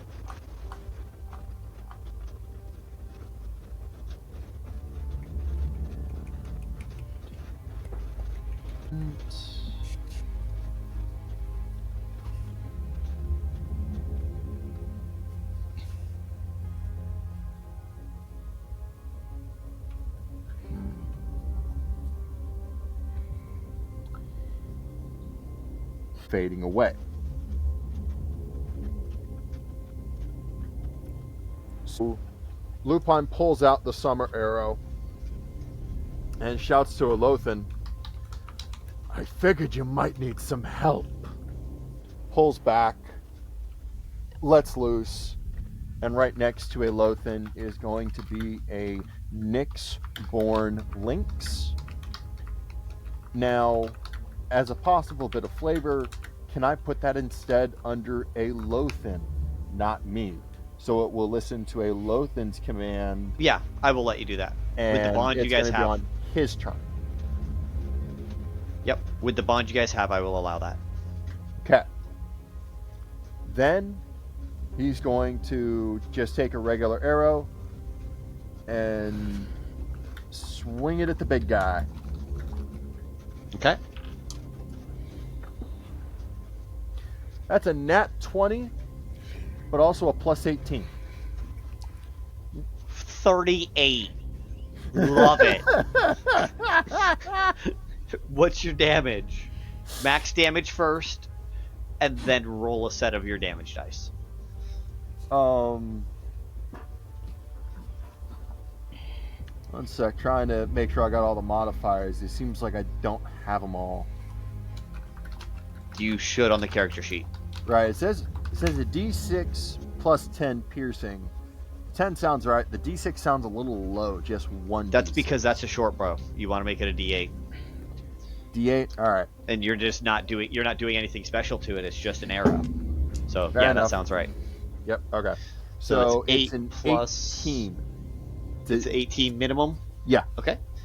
Now go ahead and roll your D8. And that's a 7. So 25 on the big guy. 25 on the big guy. Love it. Love and then, it. As a bonus, going to use, because I'm guessing that probably not like right next to me. Mm-hmm. Probably doesn't exactly have cover, because I didn't say I was trying to aim for anything. You right? don't have cover. Well, now I do, because I'm using the bonus action to conjure cover. Love it. I love it. How high is that cover? Give me one moment and I will let you know. Mm-hmm.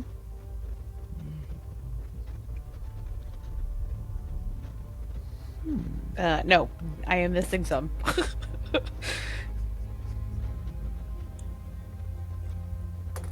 Okay, one sec. I go searching for that one. You're good.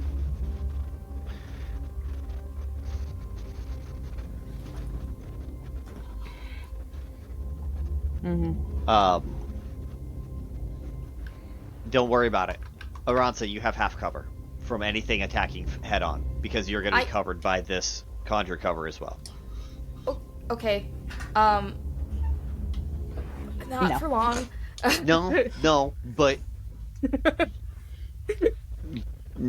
long enough. Long enough. And that might be all it needs, right? So Can't hit this. No. What seems to be Oh, the look, issue that one's here? obviously a vampire. Congratulations. He's like, yeah. Oh, oh. I like Who vampires. said that was an You guys issue? are cool. Oh no, there's nothing wrong with them being. They're just cool. They have the teeth and things. They're They're like, no, would you darling, like to I become wasn't one? speaking to you. I was speaking to this one, and I'll look at Solarian. Who said there was an issue? I can tell that there's hostile eyes behind at least you. So, I'll ask again, what seems to be the issue? I think my primary issue is the assumptions you've just made. We don't have to fight. There has to be no issue. I'm just here for what's mine. And what would that be? She'll just point at the crystal. Ah, I see. And why is it yours? Who do you think you are? Wouldn't you like to know? I'm gonna look over to Garnlow. I am so sorry. My name is a Solarian. You were talking about having cool teeth and all of that. Would you like to become one? Oh, wait, me? I could become a vampire. Yes. There's no way I could. And he like looks back at Astraea and just be like, this has nothing to do with you, right? Like if I become a vampire, you're perfectly fine with this. This won't create some like weird crystally. You do what you want. See, and this is why my new friend is good. And he says this and then pulls himself like out of the dimension door and stands up and it's like, "Hi, nice to meet you all. Besides, Conrad, we've already met again. But for the rest of you, thing one, we need the crystal. We don't want to hurt anybody. We don't even want to fight. We just want to save everyone that's here. We're trying to save everyone as best we possibly can. So, if you wouldn't mind, we could share the crystal even, if that's okay." I agree. As Morwen at this point flies in. I agree with your friend. I don't think sharing will be something we can do. You see, I have no problem with it as long as we get enough power to potentially save the people of this city. But it seems your friend really wants it all to themselves. No, they don't want it all to themselves, right? That's right. Correct. We've talked about this. You don't want it all to yourself. You want to use it to save everyone. We can do that. I let Garnlow go on this journey. Morwen is just looking Astraea in the eyes. Eric, may I make the role we discussed in your Discord DMs? I hate that. What? I'm just about to ask a question. I am on your team. What is happening? Why am I here? No, it's fine. It's you fine. absolutely may. Roll an Arcana check for me with advantage. Okay, This is tough. I don't know you. I hate you though. Eric, during all of this, like all of these interactions, can I, for the sake of anybody going near the crystal other than me, not Morwen and whatnot, but can I do like ready in action? You sure can. If anybody's gonna sit there and try and touch this thing, sure can. I'd also like to do a legendary action if possible. Arcana, yeah? Give me a second, and then yes, we will do Solarian's legendary action after what I give Astraea. Absolutely. Arcana at advantage? Yeah. Arcana okay, with so advantage. That's a 19 plus 22 for a 41. Wow, I had the DC at 40. Okay. So DC's at 40? Yeah. Cool. I know what I gave. I know what I did to Astraea. I know what I did to Astraea and what I had Astraea roll. I brought the DC up appropriately.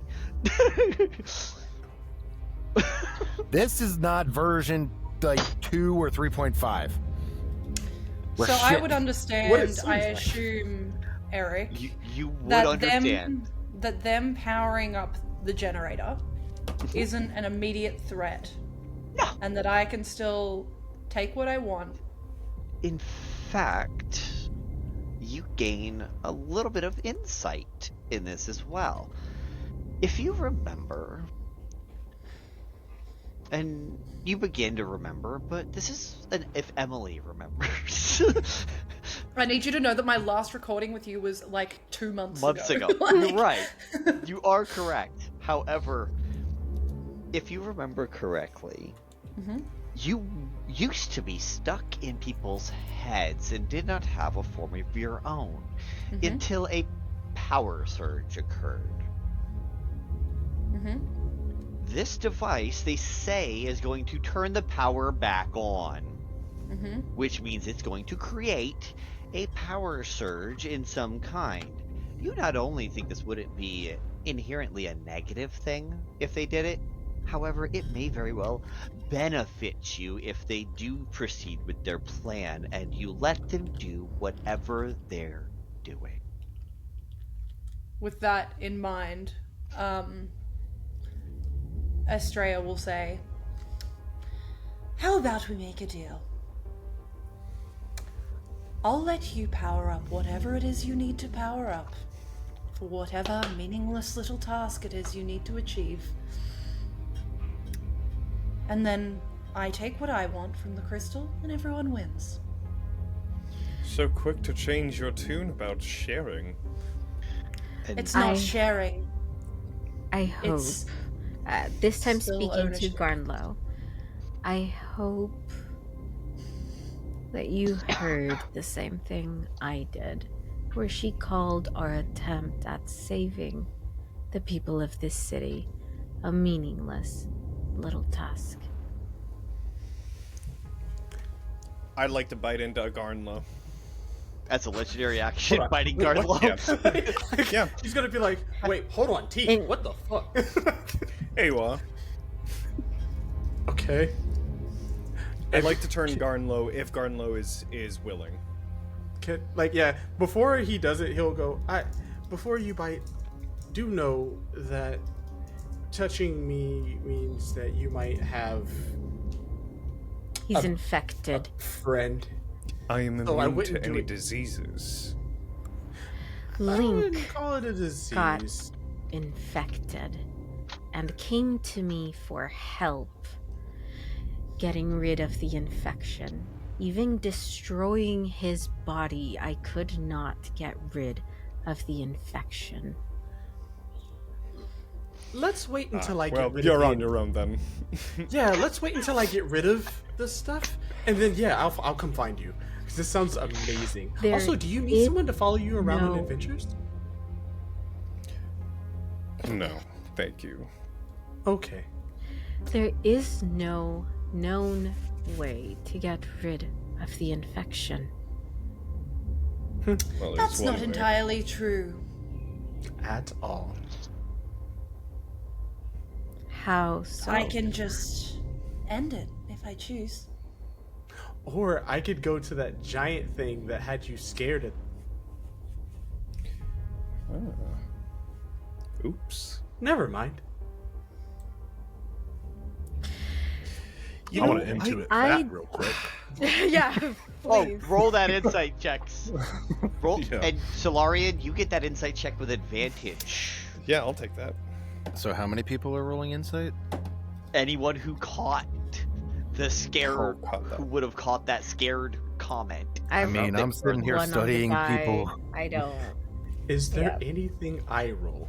I'm mad dogging Is this Astraea. just- You're no. Cool. 23? Okay. Yeah. 21. 21. Okay. I rolled a 16 on that one. Conrad, go ahead and roll advantage. I forgot about the conversation you had with regarding the given thing in question. Oh, thank God for that, because that's a net 20. That's pretty good. Astraea, before I give them their information on an insight check, do you have a reaction? Because you know damn well that that was only in your mind.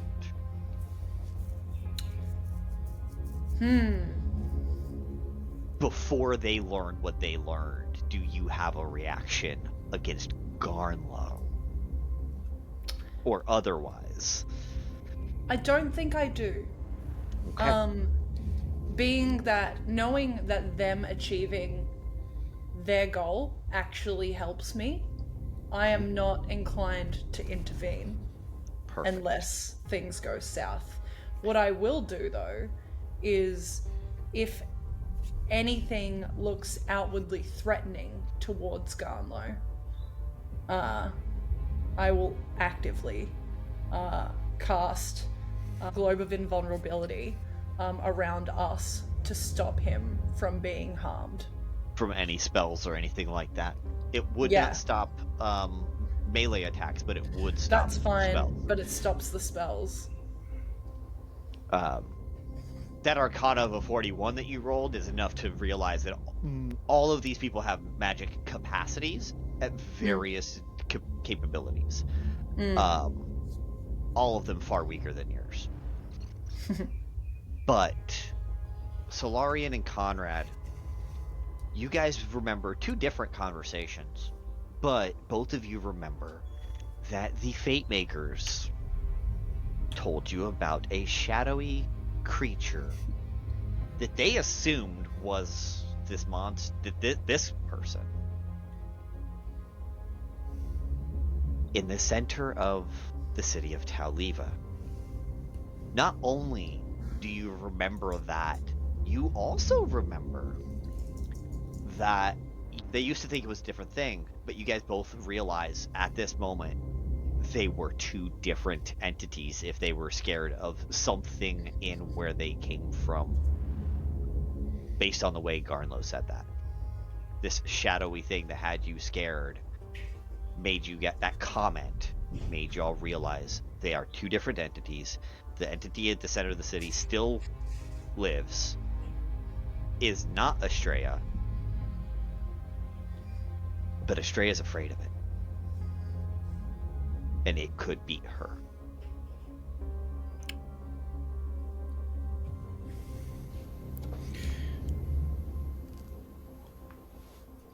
Morwen wants to, because she didn't roll insight on the Garnlow thing. She's been looking at Astraea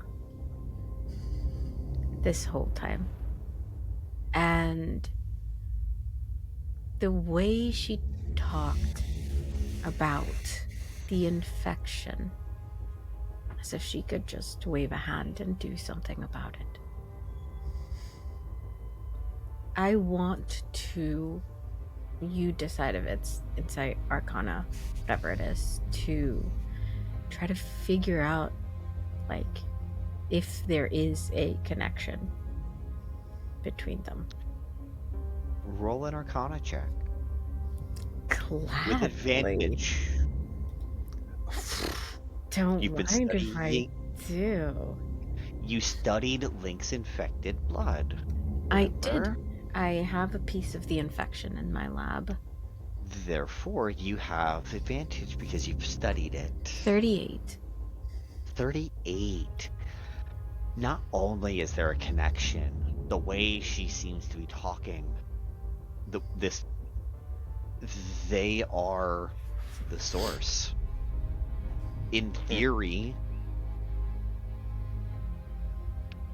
if you they say they can cut it off.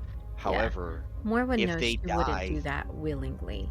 So her head goes to, if I get rid of her, I get rid of the infection. and that is exactly what I was going to say, is that is Morwen's assumption at this moment. Yeah. But will it work or not? It's still up in the air, and you're not 1,000% sure. Like you're 90% confident, but it's like this might work. That's the best Based guess I've on got. what I know. Yeah. Mm-hmm.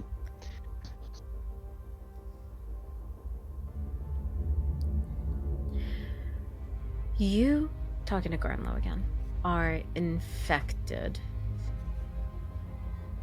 Why would you want to stay that way when there are so many who are trying to get rid of the infection?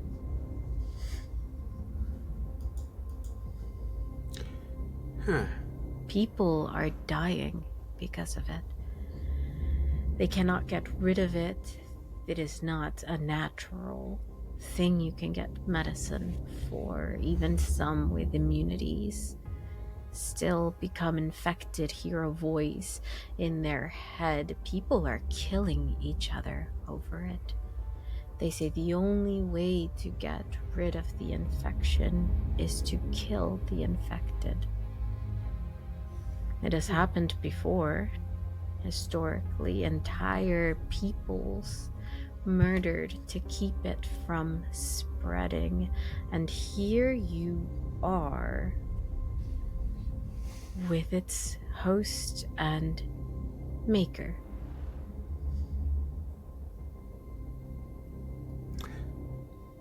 Well, I would say it's probably because you don't know the virus. There's plenty of people out there that are sick with it, but they will survive if this fall happens, thanks to her. I will survive thanks to her. Every single time I are attempting to keep the fall from happening in the first place. And what makes you think after creating herself an army, essentially, she would give you all up after? Oh, simple. Because if she does it, I could go talk to our big light-taking friend. And he looks over his shoulder, and you notice for everyone there, his body has not moved, his head just turns to look at her. I need you to know that I do trust you as my new friend. But if you go against me, I won't see you as a friend anymore. And everyone I don't see as friends usually die, so I would rather not go that route, and I don't think I could take you on my own, but we're making new friends. I will give you everything exactly as I promised it. We have to talk about the way you word things, because it really sounds evil when it comes out like that. You have to try to tell me it in a way that's not like you're a villain. But I understand. You Forgive really do me, mean I've well. been living without a body for thousands and thousands of years. Oh, we could have fixed that a long time ago. I could have given you a body if that's all you wanted. So what happens to this infection if you're gone? Good luck. See, we have a friend who very, very much wants to get rid of the infection. Tell me more. You infect indiscriminately. It spreads like a plague, and you can get in their heads. All of them. Yes, I don't need you to tell me what I know. I was making it clear for our friends here. Looking at Garnlow again. I am sure there are many things that Do you not are speak to Garnlow telling like he them. doesn't know what he signed up for. He knew exactly what he signed up for. I don't think he does. No, he does. So Garnlow's right here. And I would like for both of you to know, Mother and Father, that I can speak for myself. You can. Thank you, my new friend. You said again your name was Morwen? Just want to make sure. Morwen. Thank you, Mike. Sanitary. And can I consider you my friend? Sure. Then thank you, my new friend. I knew what I was getting into when she said that she could save everyone and that she could get rid of the virus. I She looked is into the her mind. reason there is a virus. And we are also attempting to keep the city from falling and killing the rest of the people within it. Okay. How about this? Astraea, you said you're okay with them powering up the machine and helping us save everyone?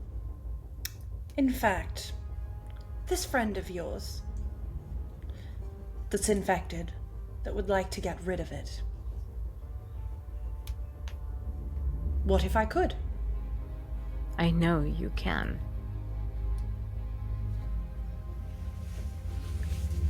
And so, you leave me to do what I need to do, and I'll cure your friend.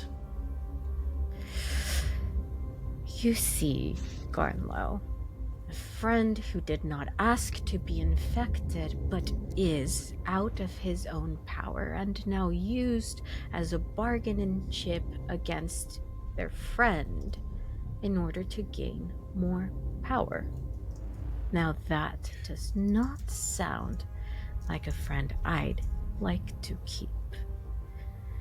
And whatever happens here, I do not think we would like to let you leave. I'd like to see a proof of power. If you can promise that you can do this, I want to see it. And then I point over to Garnlow. He has chosen to be this way, and will remain so. You can keep him that way, I just mean temporarily. You want to see a show of power, Solarian? Yes.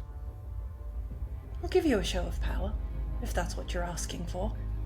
She will hold out her hand to you instead. No, thank you.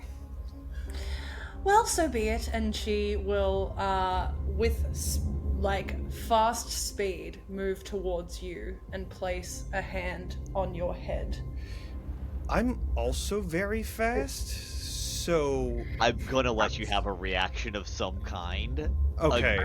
Go ahead and actually, let's do this. Dexterity saving throw against Astraea's save DC. Okay.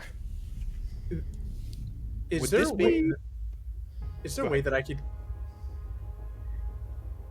I'm going to, as I see her forcibly trying to infect someone else, I'm going Not to infect. him... I need to be so clear. I'm not trying to infect him. Mentally, we would know that then. Okay, got it. Yeah. Like, I would 31 would know. 31 is my dex save. What am I using for this? Sorry, Your Eric? spell save DC. Okay, you save. I will just immediately kick your hand out of the way. I said, no thank you. Do it again, and I will show you my proof of power. I like you. Okay. Tommy. Two of those brute guys just came right at the wall. And then there's 40 more husks behind with another couple with the very large conglomerate growing behind. You could begin to make your way down lower levels because the ramp is free once you make it through the first row of husks.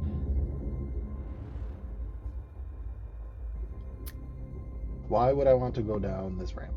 I'm just letting you know those are options. Okay. Is there anything beyond the husks in front of us and the people getting into these portals that is a necessary concern right now? Lemon just dropped the wind wall. But that was keeping out husks and stuff, so... Correct. So now it's just everything's gonna just come straight through. To focus on the No, big that's fine. guy. And at the start of each of its turns, it needs to roll a d10. Mm-hmm. Right. That is entirely fair.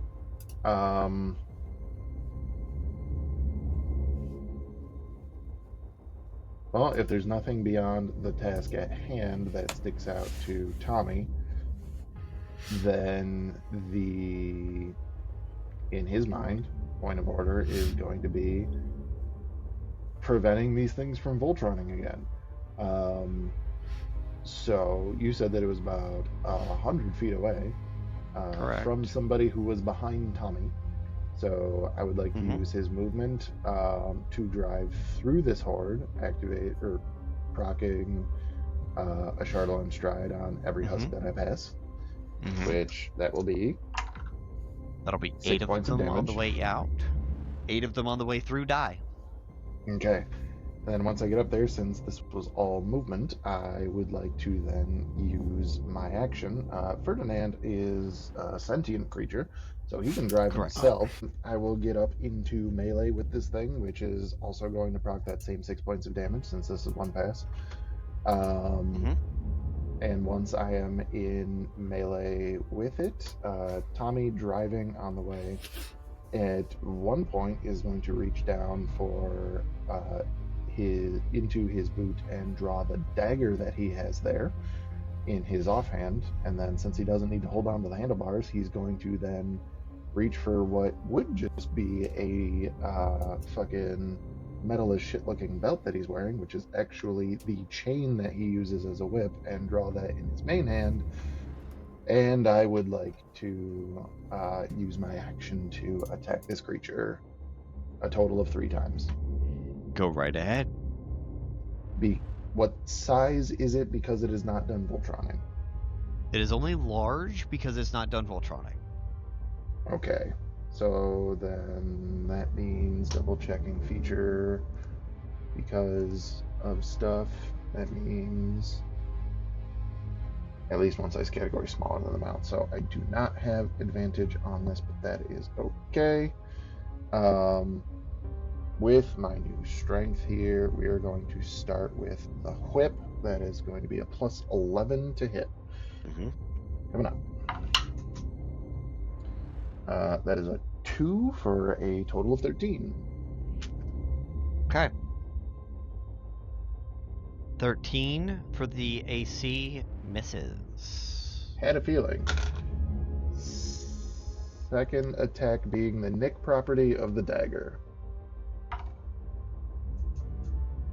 Can't fucking read it.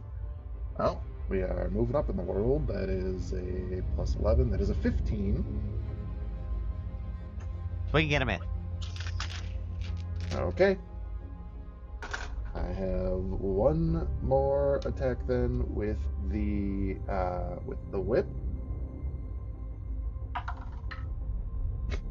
That is another 15. Again, a miss. I will hold my bonus action for now. I would like to have Ferdinand attack this thing. Okay. Because that's something that it can do. Sure can. Pulling what are you up going to ask it to do? Hit it hard? Or what are you planning to do? Absolutely ask it to hit it hard. And to kind of make that happen after these attacks, Tommy will then grab the handlebars and legitimately try to go into a nose wheelie and swing the back wheel around to hit this thing. You said hit it hard? Okay.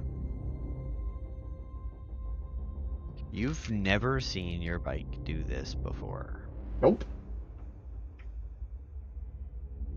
You are holding on. First, I need to make a dexterity saving throw. Oh, okay. Dex You've save. never seen him do this before. You, good luck.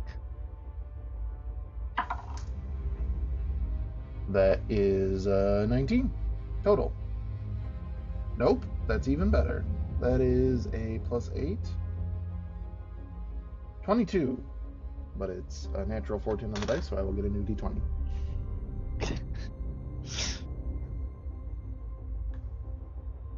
Fabulous.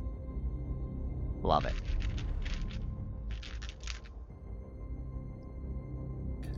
You hold on. Mm-hmm. As a large set of golden wings emerges from under your bike seat,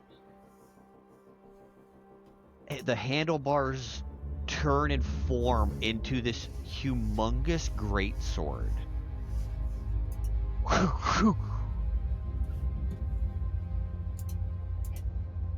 As he's going to try and hit this thing.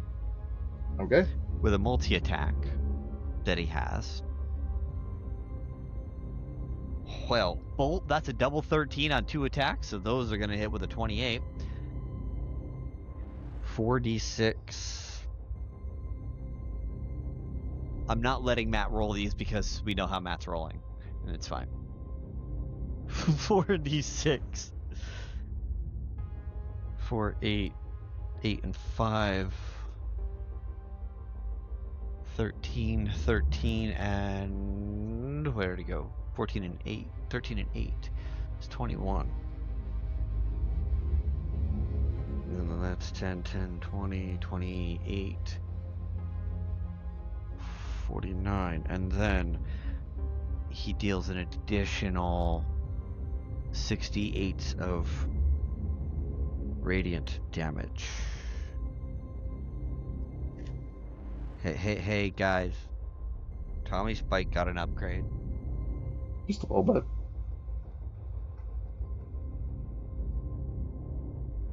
He deals 122 points of damage.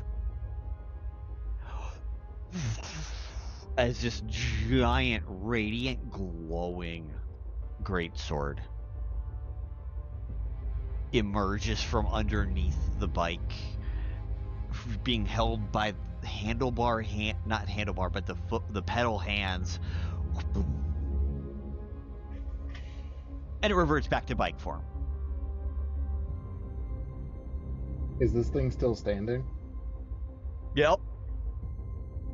Okay, then I would like to use my bonus action since it hit to use Divine Smite, which is a bonus it's a bonus action and a spell that targets myself, so that would apply for Ferdinand. Go ahead. I'm going to use a second level spell. Roll 3d8. On one of those attacks, or you want to do twice I on only have both attacks? one bonus action. We are using 2024 That's fair. rules, so you are using 2024 rules. So 8, 9, 14 more points of damage.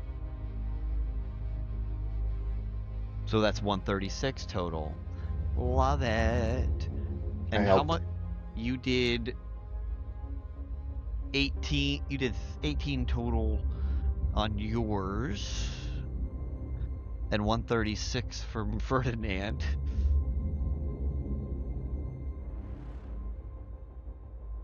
$154 total points of damage. As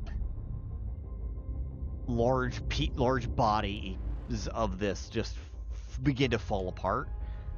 It's not dead, but it would need to spend another action to reform again, meaning you're delaying its full formation. cool. I would like to use the remainder of my movement to just circle around this thing to kill any husks around it. Yep. Okay. That is going to be 10 points of fire damage. Fabulous. So maybe we can literally starve it out so it can't complete its Voltron. Correct. You might be able to. All right. The husks. Pomelo. Oh, Pomelo. Good deal. Yeah, right, Pomelo's gonna just aim at the husks and fire his crossbow twice. He's simple like that. Hey. Oh god. A 9? 9? Yeah.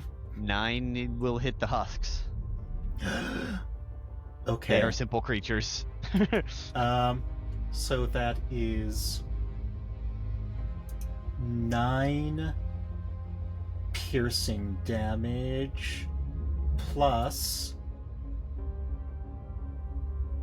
5 radiant damage for his first attack. And then for his second attack, the bolt goes right through the two of them. Just for his second attack, that is a 21. Easily hits. Jeez, I wish he had a cool ability. Yeah. Okay, so first, piercing damage. That is 6 piercing damage. Vanilla doesn't do much damage. 6 is all it takes to get rid of husks. 7 radiant damage. Okay, so he kills 2 more husks. He's just crossbow bolting, and they're going straight through one into the next, and both of those are falling. Okay, so is this the husk's turn? Is this the big forming husk that I cast my spell on? Okay. Nope. This is the body of the rest of the horde. Okay. Of which there are only 28 husks and 2 of the big brutes, as they are called. They begin to just charge straight in, starting with the husks. The husks come right in, going for more people. Three or 4 of them on the far side manage to get up and just start clawing at people who have not boarded a ship or have not done a thing yet. And they are beginning to turn. They will be fully active on the next turn for the husks. And they manage to get 3 more added back to their number on the next turn. 3 more run at Cass. 1 goes for Aina, 2 go for Reno. Oh no, I'm here. I think Cass is invisible. Cass right is now. invisible. Cass is invisible? Okay, so all 3 of these, I'm gonna back that up. All 3 of these guys go right to Aina because Cass is invisible. And cannot be seen, and they are too dumb to notice. They activated my trap card. Yeah. Kill him. Mm-hmm. Kill John. Anyway. Do they have to activate your trap card? Do they have to make the attack roll yet? I just said any guys come within 5 feet of me. Okay, yeah. Then all 3 of these would activate your trap card. I mean, I can only theoretically attack at most 2, but let's go. Go ahead. Okay, so the first one was 8 plus 18 sneaks, so 26. And the second one was 10 with only Dead. 12 sneaks, so 22. Dead. Yay! Excellent. And then I only have 2 attacks. So the third one does make it all the way past you, gets to Aina. Okay. It's got a +3 to hit. Does a 5 hit Aina? Meets it. No. All right. Does it? So it totally just misses. 4 more of these guys head straight for Jedediah. We don't want Jedediah turned. That would be bad. Remember those big guys? Jedediah's a good target for them to become one of them big guys. This is so bad.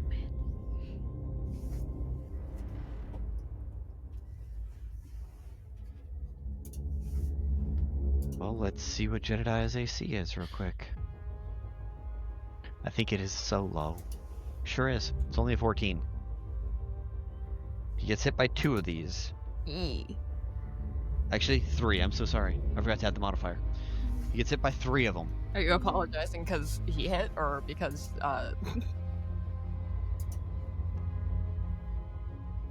1d6 plus 1 to each of these. That is 13 total damage to Jedediah. He's fine. Now he needs to make the con saves, which on the husks is only a 10. And he's got a +4.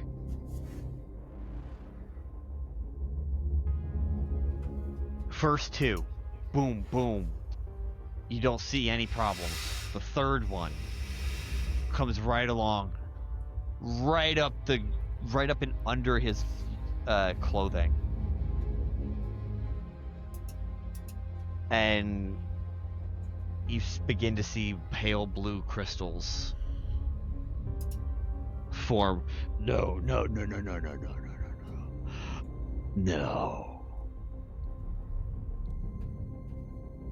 No. Fuck.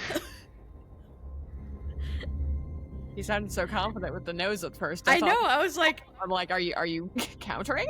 I was like, Jedediah's about to ascend to godhood, like we always thought he'd do. And then he got sad again. Jedediah is also about to digivolve. If Jedediah is high enough level in monk, he's immune to disease, which I'm sure this is the same thing. If Jedediah is high enough, he's immune to disease. At least he thinks he is.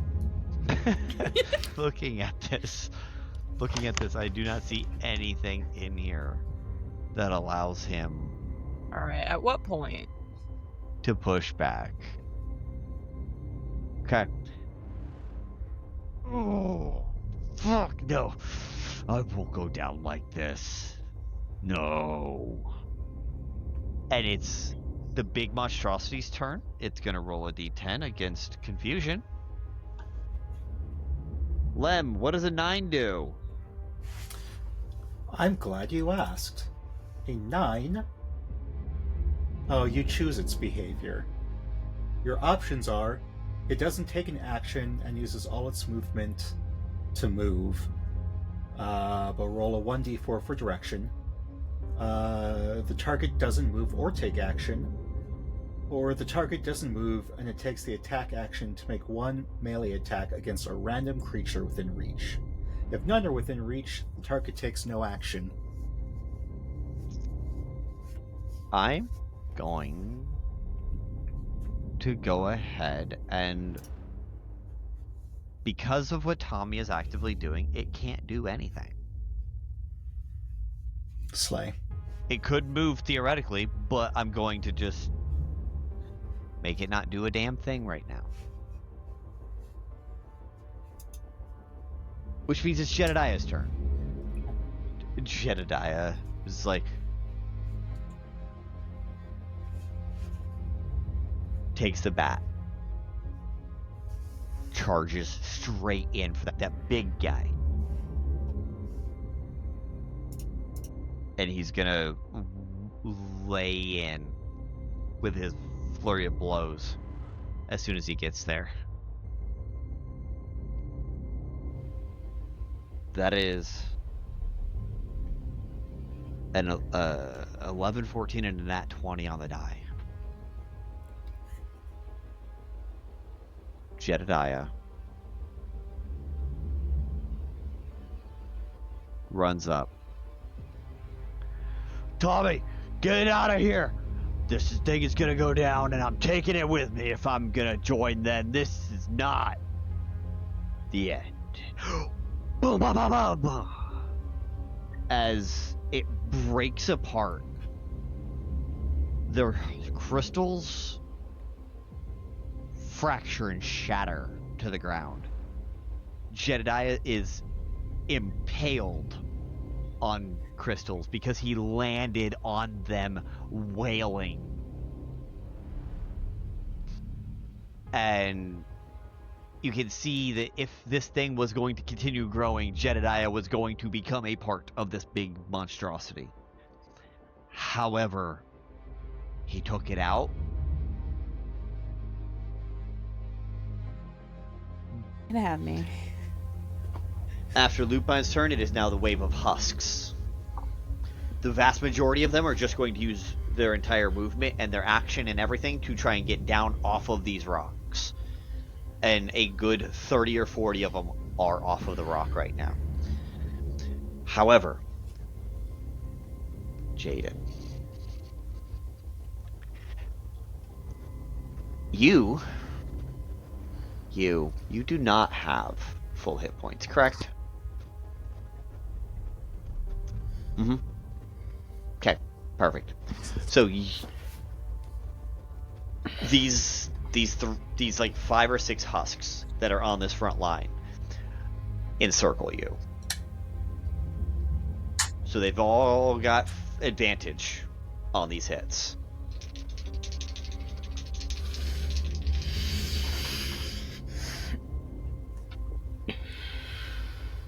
The first set of them does an 8 hit. No, not an 8, an 11 hit you. Perfect. The second set of them, double 7s. God damn.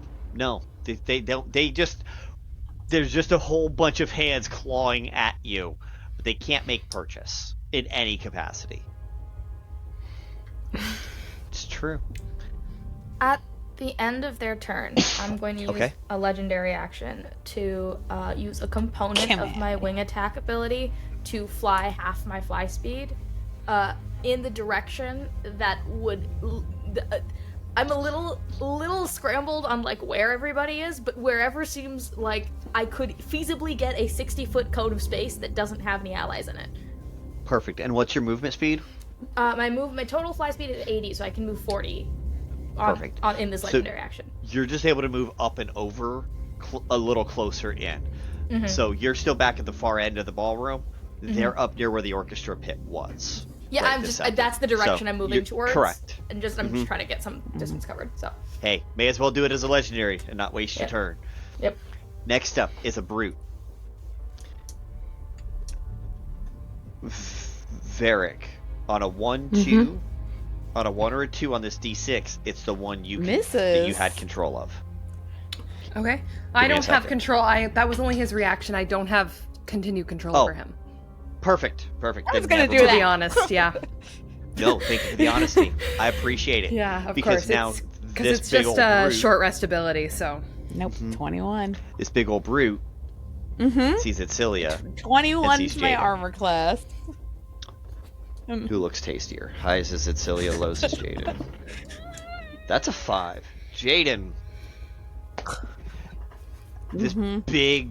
This large-sized creature, about 10 foot tall, still humanoid, still looks like it has the crystalline growth. It looks like it was a human that just grew in size as the crystals grew. Me speed. Half of its face is fully just taken over with crystal as it just and does a multi-attack on you. It gets advantage on anything that does not have all of its hit points. It also has advantage because of all the allies that it has surrounding you, but that's neither here nor there. And it moved more than that distance, so it gets brutal charge. I love this.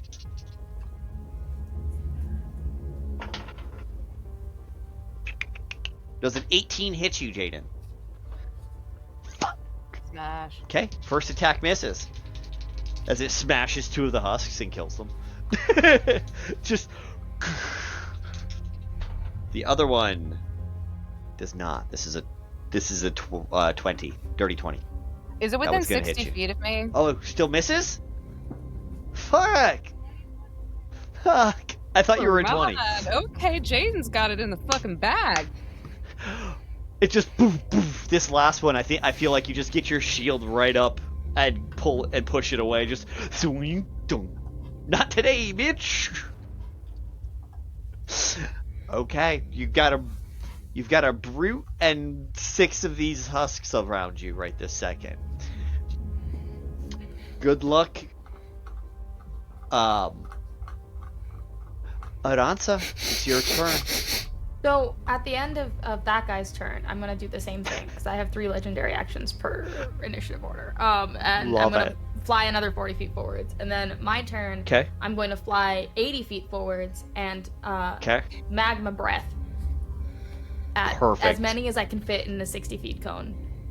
Okay, so you're gonna aim down for the little guys instead of ensnaring the big guy, right? Right, because I don't want to. My main priority is not hitting my allies right now. And so if it looks like I could hit it without hitting my allies, then I would. But right now there's a lot of people around it. And You can by being on the same 3-dimensional plane as them and kind of going out that direction. You could, otherwise. you see Jaden is over there, encircled with husks, and Aelothin was headed over this direction, and is headed into the fray. So I think the right move is doing what you said and just hitting the lower guys, because if you do that, your friends will have a better chance. So each creature in the area has to make a DC 21 Dex save. Okay. Are you aiming for the ones around Aelothin or the ones around Jaden? Left side battlefield or right side battlefield? Aelothin looks like they're handling things pretty decently, yeah. Both of them kind of do. Where are more of them? Like at this point, it's literally just a matter of where can I hit the most of them? So we're gonna hit it over on the left-hand side of the battlefield where Aelothin is, because technically more damage has been done over on the right hand. Okay, cool. Then yeah, the left-hand side. Perfect. They make Dex saves. DC 21. Oh, DC 21. For the husks, I don't think they can make that. Then they have to take. They can't. Then they have to take 22 D6. Okay. Which is. Oh, I rolled real good. Is oh shoot, where'd the menu go? Is 92. I love that. 92 fire and bludgeoning damage. Additionally, the bludgeoning aspect of the magma breath attacks subjects. So anything that was hit with the bludgeoning damage is knocked prone. So every single one of them is now knocked prone and covered in magma and very dead. Yeah. Whoa. You managed. You kill. Go ahead and roll a D10 for me real quick. Okay. 3. 3. You killed 17 of them. That one just. Woot. They've only got 6 hit points, so you're killing one for every 6 hit points. The way I'm dealing with this horde is every time you hit 6, it just bleeds over to the next one that's anywhere nearby. Well, you're killing an additional I may one. or may not have overkilled, but it's fine. The less of them, the better. Correct. And that's over by Aelothin. If it's a dexterity saving throw, that's on like the top left middle chunk of the map, right? Like correct. Up at the top. Okay. I got a shield. So that's my action. Okay. I am going to. That's it. That's all I'm gonna do. I'm gonna just okay. In the air. Good choice. Upon her turn, I will go ahead and take another legendary action. Okay. And Aransa went for the left side, so I'm gonna go for the right side with a autumn arrow of Wall of Thorns to just make a bunch of brambles that's gonna stop everyone and cause 78 damage. Now, are you aiming for the middle of the horde, or are you aiming for right in front of the horde to make it harder for them to cross over? Acting as a barrier, or acting as a killing a bunch in the middle right there, and then hopefully stopping the rest? Is there any way I can get the best of both worlds? Unfortunately, no, because that would include Jaden taking damage. If you don't care about Jaden, yeah, sure. And I don't know that this is one of the times where your character might not. Like, you guys are in the same fight. That doesn't mean you care about them. Chris definitely cares. Lupine doesn't really. It is a dex throw. Lupine don't care, okay. Fair enough. So Lupine, seeing all the damage done on the left side, is now going to equal it on the right by pulling out the autumn arrow of the bow of Nylia. Okay. What's your save DC? 22. My spell save? Yep. And then That's, 18, yeah. I believe. Yes, 18. They have to pass an 18 on a dex save? Yes. So she, as she sees them coming down, she kind of uses her shield to barrel roll through the creature to get on the other side of this, arrow and like is launched shields herself underneath in a high arc, so like right her shield into on the other middle, side looks like and all of a pincushion. sudden a 60-foot With long these thorns wall stuck into him. of thorns Away from you. just erupts Yeah. out, impaling them. You immediately kill 12 of them. And I haven't seen blood yet. Damage I need. Don't worry about it. Alrighty then. They have 6 hit points. Semantics. I love how many times you've had to say that. I'm just like, we're like, yeah, and then we deal more damage. We're like, they're dead. They're no longer alive. they're dead. It's enough they're dead. And then there's Chunky. He's dead. Now, so a lot of things, if you do the multiple the damage, and it would make sense to like go through enemies. Yeah, I'll have you roll the damage, but like, it's contained to the 60-foot line. You are killing all 12 people in that 60-foot line. Jaden, did you pass or fail? Describe how you get the fuck out of this and which side you end up on. I will let you be on either side of this wall.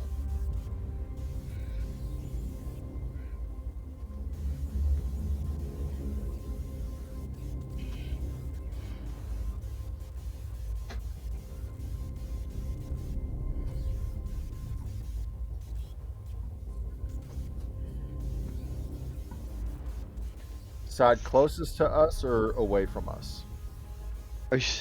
You're staying on the side with the horde.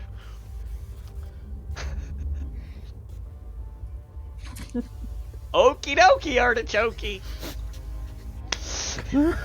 What blood? You're gooey.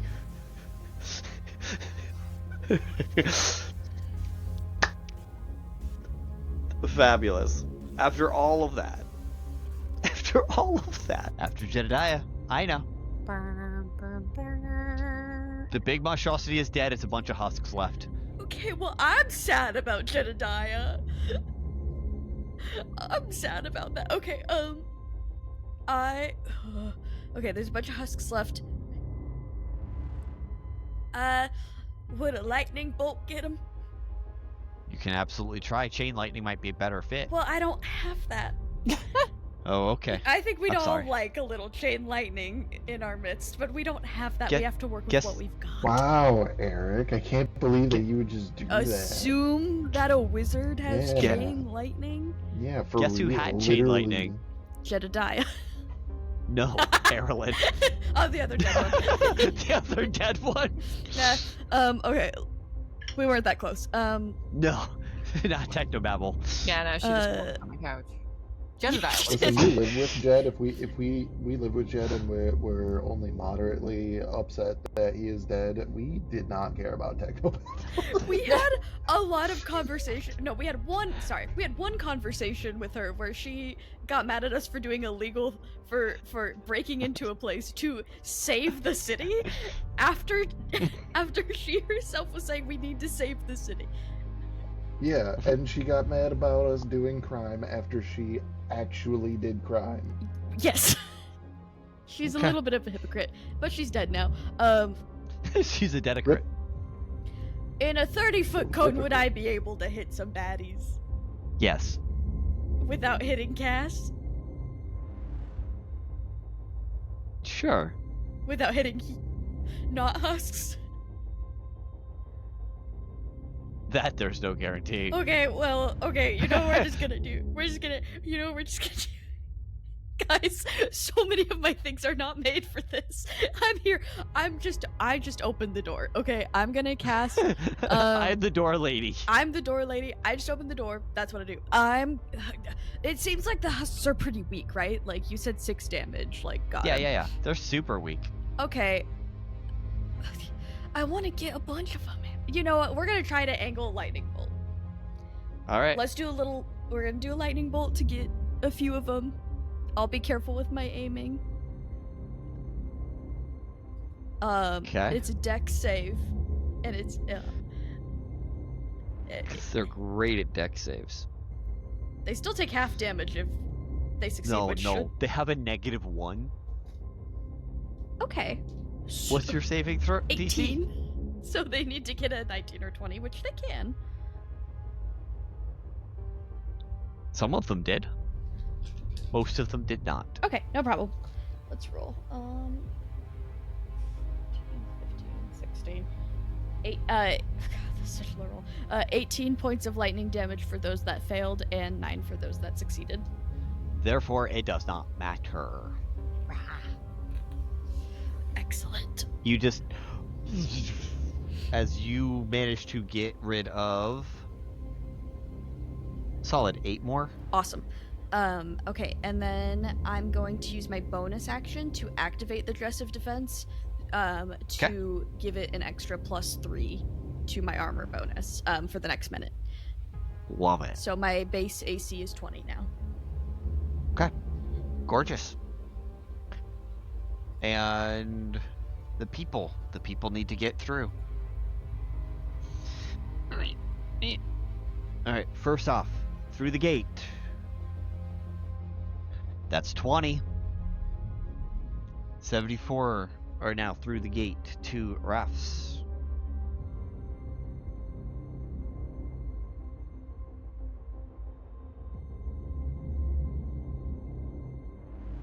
Percentile. This is onto the ships.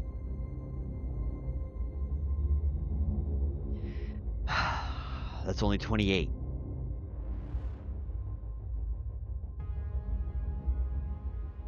So that's 94 total have made it onto the ships. 74 have made it to Raphael's, giving you 100 and basically 180. Okay. All right. Cass. Okay, so what do we have left? The Voltron. The husks. Dead. The husk. Just Voltron is dead. The husks and the and a couple of the brutes. The brutes did not do anything major last turn. They just kind of moved in with the rest of the husks. Okay, is there still one attacking Aina, or is she clear? There is no. Aina would have killed that first one right with the fucking lightning bolt and arced it from there. Okay, Cass is gonna go to the nearest two that are like near people and like try to cut off the infection point into the crowd, essentially.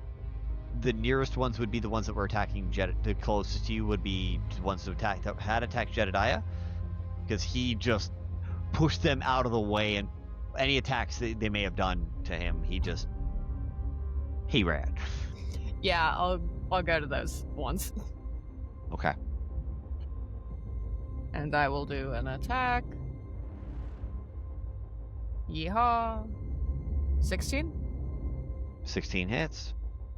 Alright, 28 damage. Easy dead. And then I attack another one. Yep. 14? 14, alright. Yay. 17 damage. Alright, so you just wipe the 4 of them out. Okay, and then I kind of reposition back in front of Aina. I want them attacking me first as opposed to her. Okay, so you just blah blah blah and bounce back, ready for being a human shield. Yep. I'm a surprisingly effective human shield. Surprisingly. Lemon. There is literally nothing I can do. Okay. If they weren't a construct, they are half humanoid and fleshy and half construct, so they both types of spells do affect them. Okay, in that case, I'm going to cast Blight. They need to make a Constitution saving throw of 17. Okay. Attacking the husks or the big guys? Because it only does one creature, I guess a big guy. A big guy. Got it. Yeah. You said con save? Yes. 17? Alright. Yes. That's going to be a 16. Excellent. And then they will take 29 damage. 29 for brute number 2. Okay. And let me check my bonus actions. Oh, and then I'm going to use... Oh no, they're not within 30 feet of me because I'm up in the air. So... Because you can fly. Because I can fly. So I love to remind everyone. If I could go back, I would remove half, at least, of me saying that. I think you can double that. Fucking much. Say it. No, twice. it's the bit, dude. I wouldn't change a thing. We need merch. I'm done. That's my turn, and now it's Pamelo's turn. I can fly. It's okay, guys. I can fly. That's so a sticker. That's so a fucking sticker. Okay, Pamelo. Pamelo. Don't forget him this time. Need you to do your thing. Have a crossbow. Nope. That's a 5. Oh shit. Let's see if this one does anything. That is a 12. Hit. Fuck yeah. Okay. So he's just helping take out the husks. That is 8 piercing damage plus 7 radiant damage. 15. Okay, 2 more die. He's surprisingly effective at killing these things. He just ding ding ding. Okay. Anything else for Pamela? Okay. Anything that you wanted to do with Kumquat? There is nothing I can do with Kumquat because I don't have any... Oh no, I guess... If Kumquat goes right after me, because of the stuff I have, Kumquat can channel a touch spell.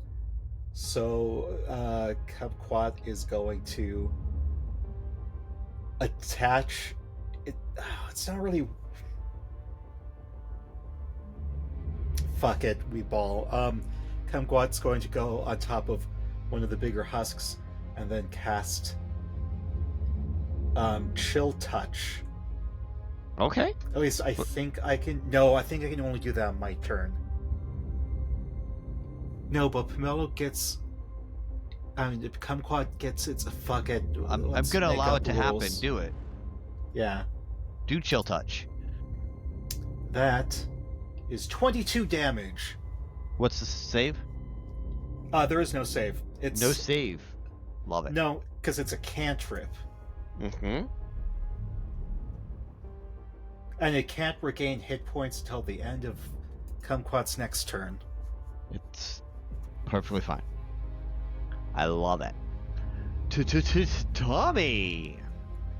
There are a solid 14 husks back attacking the civilians. Can I drive by them and not drive by the civilians? On a successful dexterity saving throw of DC 18. Can I have help from Ferdinand? Sure. Okay. DC 18, you say, on a dex save? Mm-hmm. Alright. Bear with me, because knowing that I'm going through D20s like they're going out of style, I chose a D20 that I've never rolled before because I literally can't read it. So that is either a 15 on the die or a 14. So the 15 plus 8 is a 23.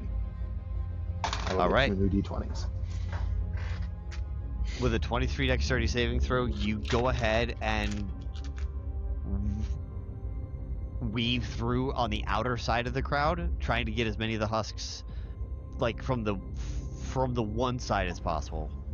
Sometimes you have to weave a different way, but you are able to get a D10 plus 4 number of husks. Okay. Total of 8. Oh, 8. Okay. I'm like, hang on. That math isn't mathing. I just read instinctively and didn't do the math. That's okay. But that is 8 points of damage. 8 points of damage. So you kill all 8 of those, leaving only 6, plus the 3 who were recently infected.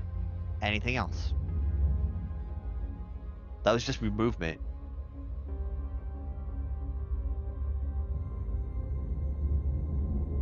Is there anything else pressing in this matter, or is it just... There are 2 very large brutes that are still kicking around. Okay, let's drive to the nearest one of those. Okay. So they will also take that 8. Okay. And then I'm going to change things up because I would like to do something that has a better bonus to hit since I'm not rolling so well. Okay. So as I am driving by, I am... Oh, wait a minute. Well, I'm going to miss out on 1 attack, but maybe I'll actually hit twice.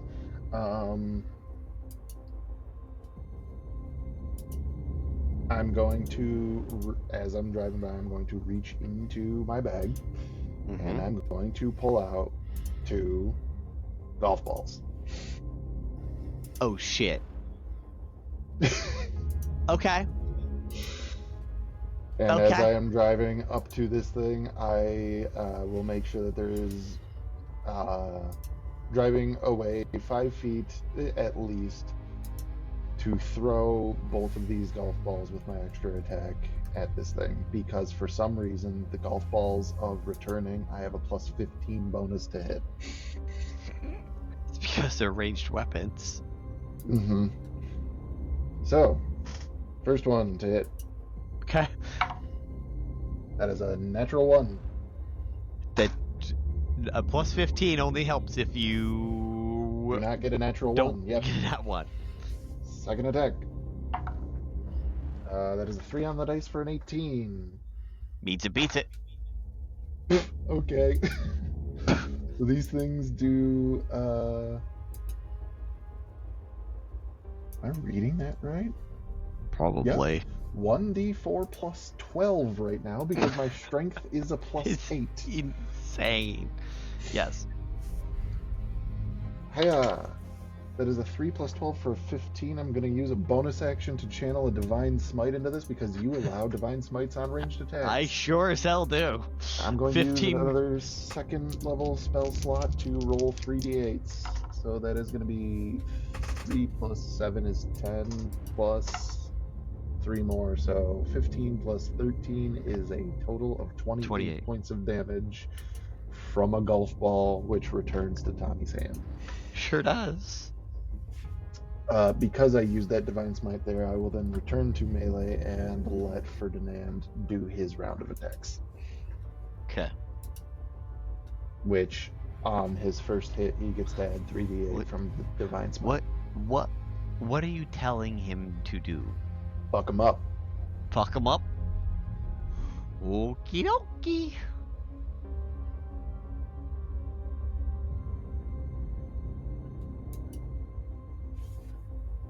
Dexterity saving throw, DC 20 for Tommy, otherwise you get I have to dismounted. get out 2 more d20s because we're making this roll with advantage because my bike is sentient and a god. That is a 6 and a 15 for a total of 23. I will get 2 new d20s. 23? Love it. You're safe enough. Ooh, we're getting down to the bottom of the bag. I'm finding metal dice now. Okay. So he's got a plus 15 to hit. His lowest was an 18 total. So he is going to morph again and just pull out and off that fucking tailpipe, exhaust pipe, and just poof, poof, as this thing dies. Beautiful. I would then like to use the rest of my movement to drive over to the last husk so that it also takes the Chardalon Stride damage. Which is the lowest that I've rolled so far, being 3. Okay. So the 3rd big old brute. Got it. Yeah. And that's me. All right. Mecha Godzilla's dead. Don't have to worry about that. Got it. And now it's the husks. This brute. Boom, boom, right down on top of Tommy. Tommy, are you below max HP?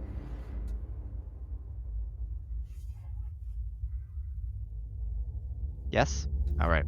It has advantage to hit you.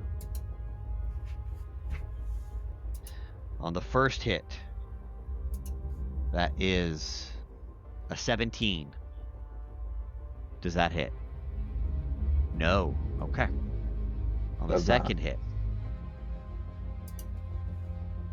I do know that a 27 will hit you. Yeah. No. Okay. Hang on. What's Aina doing? I'm prepared. I need it to make a wisdom saving throw DC 18. Okay. An 11 does not pass. It's okay. I just cast temporal shunt on it. It is a reaction. When a creature I can see makes an attack roll or starts to cast a spell within 120 feet, and you target the triggering creature which must succeed on a wisdom saving throw, or vanish, being thrown to another point in time, causing the attack to miss and the spell to be wasted. At the start of its next turn, the target reappears where it was, or in the closest unoccupied space. The target doesn't remember you casting the spell or being affected by it. Okay. So it's just gone. I know. What? Go ahead and, just for flavor, roll a d6 for me. Back to your old rule for where things go, where you would normally go. I'm gonna go send it to Ballista City. I bet the best city in the best city in town. The best city in town. 4. I think that you sent it to Ballista City. That was... Like, you just it just shows up in the desert like It's literally there for less than 6 seconds though, so it's fine. Yeah, but it's just like you know what, this is gonna be when Aina literally just says at the top of her lungs unlimited ballista works, and it's gonna work. Alrighty, and you're just gonna get lit up by 1,000 ballistas. No, they're fine. We still need the Ballista City merch.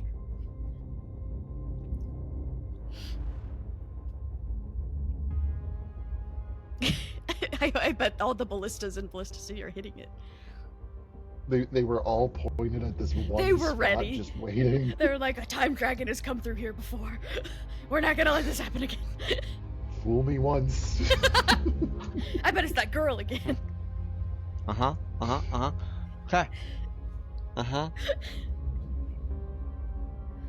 You can't just keep sending all your time garbage here. Stop.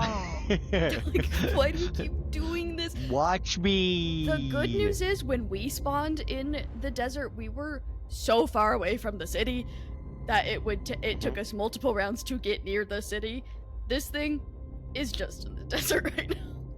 So the husks, the 6 husks that are alive, just begin to try to attack people. And they don't do a great job. They manage to... That's a 19 and a nat 20, so that's not terrible. They do manage to get a couple people that are going to be added into their ranks. It would be Jedediah's turn, but it is instead Aina's turn. Set the scene on what's currently around. The husks are on the far side, infecting people. Yeah. They have dwindled in numbers, but they are regrowing those numbers not as quickly, but they are doing so. Okay. Tommy is over 1v1ing what is now empty space. Okay. Where the brute was that you sent away. For a round. And clear in the distance, you don't see anything coming down High Street. You see nothing coming down High Street. Okay. It seems to be clear. Okay. Your portal and your ships are loading people as fast as they safely can. Okay, so we're in an okay spot right now. You're actually sitting really well. I guess I'll just, because I can't do any AoEs without hitting any innocent people with those husks, right? Probably not. Okay. Like, maybe, but it's okay. I'm just gonna throw a firebolt at one of them.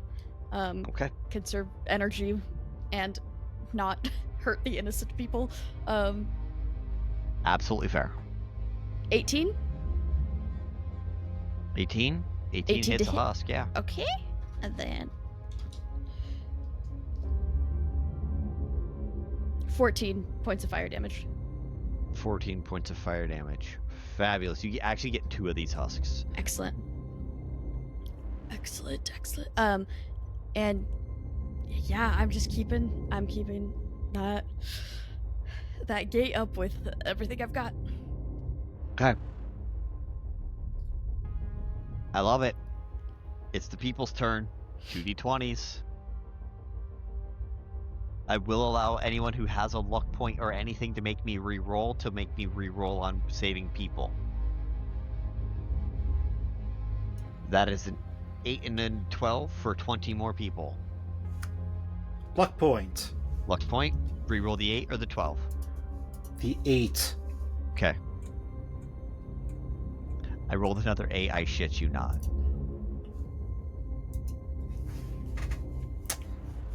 I'm gonna wait until the ship roll because that one's a big one. Boo this man for rolling the same thing twice. It's okay. Raphael's force is probably getting a little. Shut up, Tommy. Okay. Now it's time for the ship. Okay.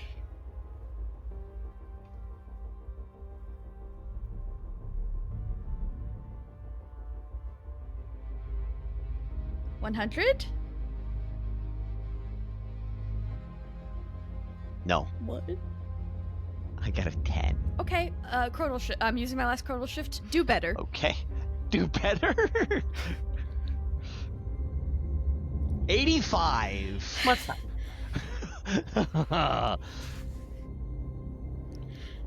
This was just Aina seeing that possibility and going, No. Faster! Go faster! Correct. You guys broke the halfway marker. Oh, God. Okay. Now. Cass. I get in and I kill the husks. Okay. There should be like, what, 9 left? There are... Yeah, there's like 9. Man, I'm so good at mental math. 26. Was that a crit or no? No, Was that a 19? non-crit. Okay, cool. Go ahead and roll your damage. 27. I like the Okay. rogue, you guys. The other one was a nat. Yes. Nat 20. For a total of 20. Okay. And you maxed your damage on the first... You maxed your damage and then rolled? No, I rolled. Okay, so, Cass, here's what I'm going to say. There are 9 husks left. How does Cass take out all 9? It's very anime, like very, very Alucard when he's like got his sword out and just like zoom, zoom, zoom, and then like it's just like the sword flick down at the end. Just like a lot of speed as opposed to strength. And then, as you flick your sword down, they just do the anime dead person slide of like, and they die. The husks are gone. And then she'll take her movement and go towards where the brute was, assuming that it'll probably magic back. Absolutely fair assumption.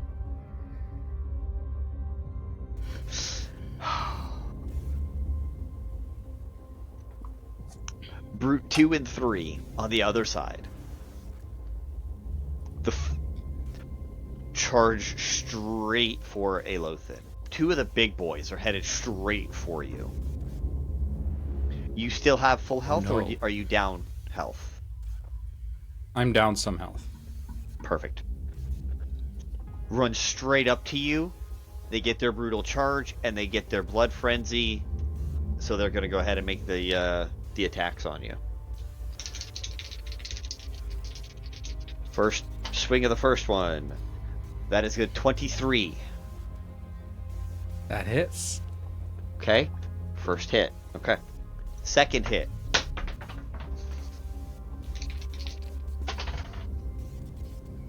That's only a 14. Does that hit? That misses. That might be the first attack that's missed me this whole campaign. Now the second guy. That is a 26, so that's gonna hit you. Yep. And that's an 18. Also hits. Also hits. Okay. Okay. That takes care of that, and then I need to parse out the extra damage from brutal charge. Aelothin, I'm sorry if this kills you. That would be awful. It would be. It sure would be. Wait, was he hit with like a physical attack of sorts, or was it a saving throw? On the opposite side of the map, it was a physical attack. It was a physical attack. How far is he? 120 feet, give or take. He's not within 5 feet of me, is he? Thanks, Sorry, anyway. buddy. I would have silvery barbs that shit for you, but you're a bit out of range. Just a couple inches. Aelothin. How far is Aelothin from me right now? Ooh, you are within 30 feet. 30 or 40 feet. And You're getting within... hit with like a physical attack right now? Yeah.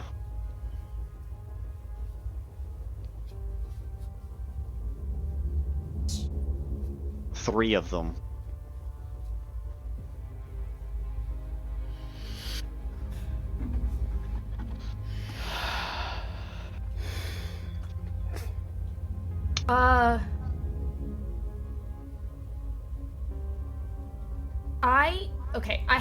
I have an ability that I haven't used up till this point, that is technically activated when I get hit. Mm-hmm. But I was wondering if you would be amenable to me using it. What is the ability? It's okay. I would love if it stopped refreshing the page. That would be great. I'd like to be able to read the ability. That's fair. It's called telekinetic reprisal. It is okay. I'm gonna pull it up somewhere else so that D&D Beyond can take its time. Mm-hmm.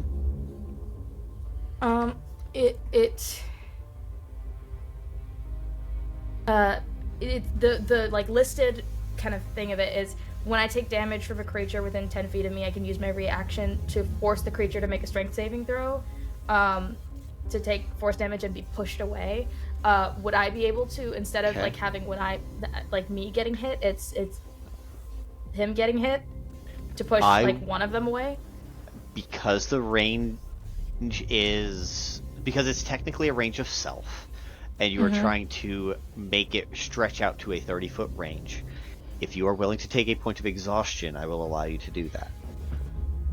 Ooh. It won't lessen. Ooh. It sounds like it's not going to be lessening the damage, and I do, like, as a rogue, I have ways to get away from them.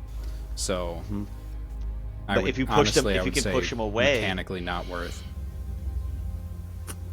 Well, I don't have any exhaustion yet, so I would just be taking one level, and that's just what, disadvantage on ability checks? Yeah, disadvantage on your ability checks. So your skill I'm check. gonna do it. I'm gonna do it because it's cool. Fuck yeah! And because now I'm on everybody else's level. I love it. I'm also tired now, actually. You realize you have this ability, and you just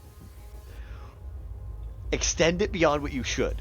In this moment of not stress, but like I don't know exactly what I would describe that it would be, but it's that it's I think it's if you allow me to kind of flavor it a little bit. I think it's a combination of stress, fatigue, and desperation because this is all so new to her, and she's seeing someone that she kind of knows get potentially hurt, and I think it taps into this like in the way that like you kind of scream out for people, like mentally it's like this wall kind of gets pushed out.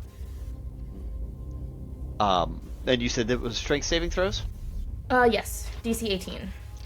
DC 18. Okay. On a failure, the target takes 2d8 force damage and is pushed up 10 feet away from you. But it's up to you how you want me to be. One of them failed. The other one passed. Okay. So you can push them back the full 10 feet as they. On a success, the target takes half and isn't pushed. Is what it says in the thingy.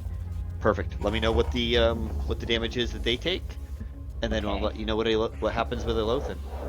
All right. Yikes.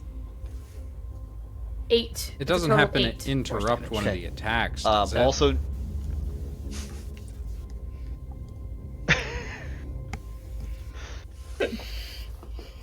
Because you said one of them failed, so it gets pushed away. I'm letting one of them gets pushed away for sure.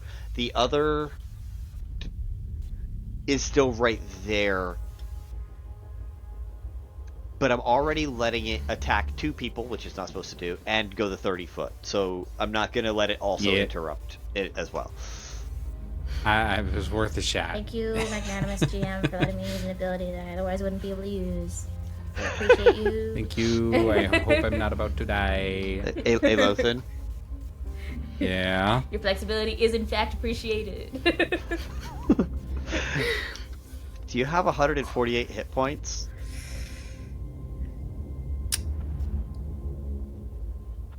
Because you don't anymore. If you did. I don't. I don't have that many. You now have less than that. Do you have 148 less than whatever you had to start with? Yeah. I'm not outright dead, but I am at 0.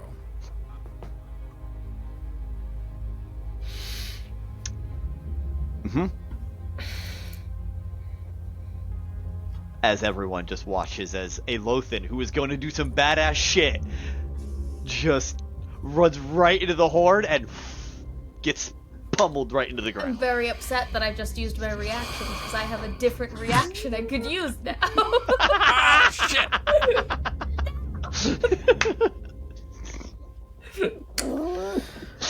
Fuck, I don't have anything. Upon Aelothin dropping, I think a legendary reaction is in place, maybe? Can you do legendary... Can you do a spell on a legendary reaction? I will let you do a spell as a legendary action. This is your 3rd. This is the last one you get on this round. Isn't this technically the new round now? It resets on your turn specifically. Oh, okay, fair enough. Got it. So, yeah, that final one... I'm using Vortex Warp to get Aelothin out of there. What's the range? 90 feet, and I'm definitely within 90. So I would like to use my legendary action at this point to make a tail attack on these things. Okay. Pick one at random of the things that is currently right there, and just like fully just boom in the sky and tail down. I'm upset. I am big. I am flying. Okay. I'm going to be present. Stomp/temper tantrum. Go ahead, roll your attack check. It is okay. I'll go based off of your roll on what you hit. Because you're gonna do something. That is a 29 to hit. 29. Okay, you hit the big guy. The one that was still standing and didn't get pushed back and knocked prone. Like, you just, blah! The other big guy is now pushed back another 5 feet in the other direction. So now, yes, there would be attacks, but the attacks would be husks, which only have a +3, not a guy with a +9. Oh, that's okay, because I'm going to go with my original plan, Vortex Warp. He would make a con save, but 1, he can choose to fail, and 2, he is at 0, so that I'm pretty sure is an automatic failure. And I pull him to me behind the cover I'm in. To save a buddy's life, I will let that be an auto fail. Yeah. Like, besides, I think Aelothin would be happy for you to fucking pull his body out of the death trap. So Lupine is just somewhat watching this happen. Sees Aelothin go down. Not today. Just yanks him on back, right behind the cover next to him. Love it. Love and it, love it, on love it. that calls the lynx back, but if the lynx gets to disengage or not, that is up to you as the DM. It'll get around some of the husks and stuff like that. I'm not worried about it. Varrick, your turn. It's Celia's on deck. 11. That's your turn. Me. The husks are technically gone. You know that right now everything is clear at this exact moment. But you don't know where the big old brute went that was basically full hit points. Okay, I'm not going to question it. And is there any way I can help get more people on the damn boats? You can go ahead and use your... If you take your entire turn to help people on, I will do another roll of the percentile. Cool, I'm doing that. Okay. Got my little traffic cones. Lights, just, this way. Kumquat and Pomelo have, like, split up and are also assisting. Okay, so they're giving you the help Get They're giving us the help action? Ship. Sure, They're giving you the help action? Go ahead and roll 2 percentiles, and you have advantage on both dice. Ooh, okay. You get the higher of the double digit and the higher of the single digit. I was just gonna use the... Fuck, I'll just... Should I use my Bulbasaur dice or my Heartstealer dice? Go for Bulbasaur. Bulbasaur. Bulbasaur. Bulbasaur. Bulbasaur. Are these... Yes, okay, percentile dice. That is... I don't know how to read percentile dice. What the hell's wrong with me? It's a 20 and a 10. Is that 30? Okay, so you got... So your first one was a 20 and a 0? Yes. Okay, I count that as a 20, but if you want to do 30, it doesn't matter. And then roll the other one. Okay. Which I can re-roll, right? You said? Yeah, you're rolling with it. You're rolling it with advantage. Okay, let me... Ooh, that's a 61.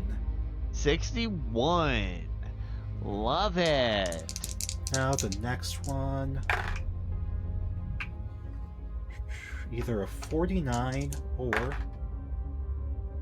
18, so I'm going to take the 49. 49.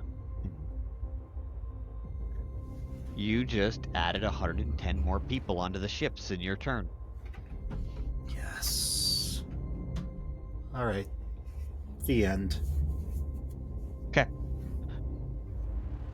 Tommy. I believe that we are just waiting for this brute to come back.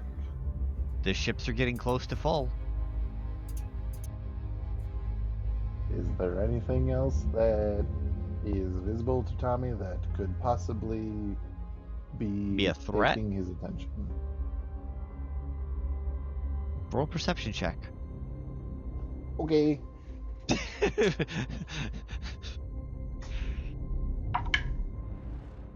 That's a 7. I will get out a new money. That's a no. Okay. Then Tommy will be holding his action for this brute to reappear. Okie dokie. And Ferdinand will do the same. All right. Brute reappears. Okay, who goes first? There's a lot of held actions. With his on his shoulders, though, is the time dragon. Why? I thought that thing was. I thought that thing was killed. It found him. No, that thing was killed by Sylvain. Oh, what? Or him and Sylvain came to an agreement. Like. Yeah, back up. All right. Back up. I was like, please, Don't no. make me call Sean. I thought he was taken care of. No, you're good. You're good. I totally forgot about that component. So, the brute just boom reappears. Who had held actions? Tommy and Ferdinand. That was it. All right, Tommy. Oh, okay. How do you guys kill this thing? Do I just get my actions, or is this a whole turn? You don't even need to do you. How do you kill this thing? Ferdinand has proven to be able to kill this thing in one hit if he needs to. How do you guys kill this thing? I would like to rear Ferdinand up to leap at this thing's chest and knock it down. And then I would like Tommy to position the back wheel on this thing's face, and then he's going to redline the throttle with this flaming back wheel. Love it. As this thing catches fire and immolates, it dies, and you drive off. Will I come back? I'll leave it. No, like drive off from the dead guy. Drive off from the dead guy. Combat's over. We did it, everyone! Oh my gosh! We're so good at this. And you guys Saved lost everyone. under 10 people. 1%. That's not bad. I'm satisfied with We that. lost the 1%. That's fine. Wait, how many did we lose? How many did we lose? 5. Maybe 10 tops. 10 tops? Maybe 10 tops. Somewhere between 5 and 10. Like. But we have all the bottoms. We lost 10 tops, but we have all the bottoms. Unironically a tragedy. Oh, god damn it. Oh my god. Alrighty. And let's end there. Thank you. Good night. Yeah, I think this is a great end for the Fate Makers. That's the perfect Everyone, Fate thank Makers you. finale. What an honor. So- What an honor to be in this campaign. We can't top All that. the bottoms. But you could bottom it. Cause all the tops are gone. So the ships can carry the rest of these 500. What are the 4 of you going to go ahead and continue and carry on and go onto these ships, or what are you guys going to go ahead and do at this point? I think we should get on the ships. Leb's getting on a ship. I don't know how much more we could really do without getting ourselves killed. Yeah. Okay, no, it looks like Tommy is having an internal struggle. Tommy has an idea. And has kept the gate Is open. the city safe? No. No. Is Taoliva gonna come do the crashing thing?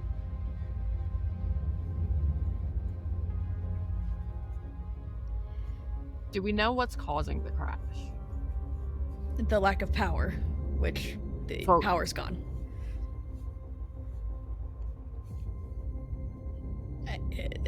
at any point it's gonna fall.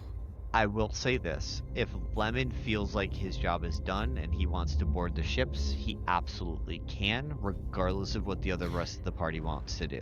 Absolutely. I mean... I think...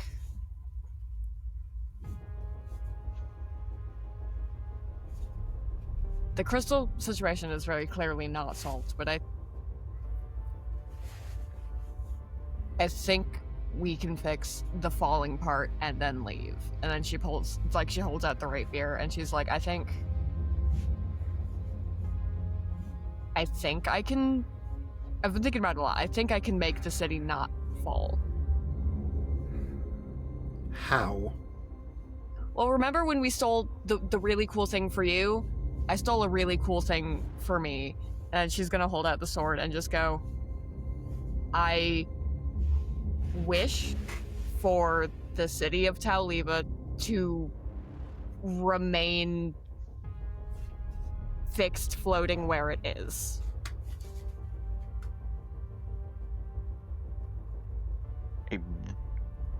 A radiant light encapsulates your blade. And you see it jut down into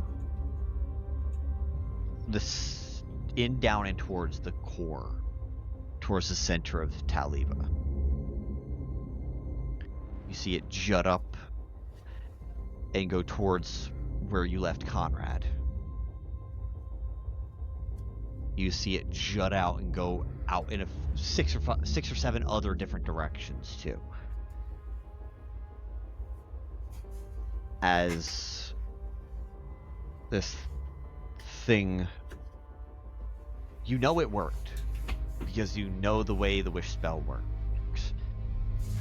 But will you ever know if your wish is what did it or not? You may never know. And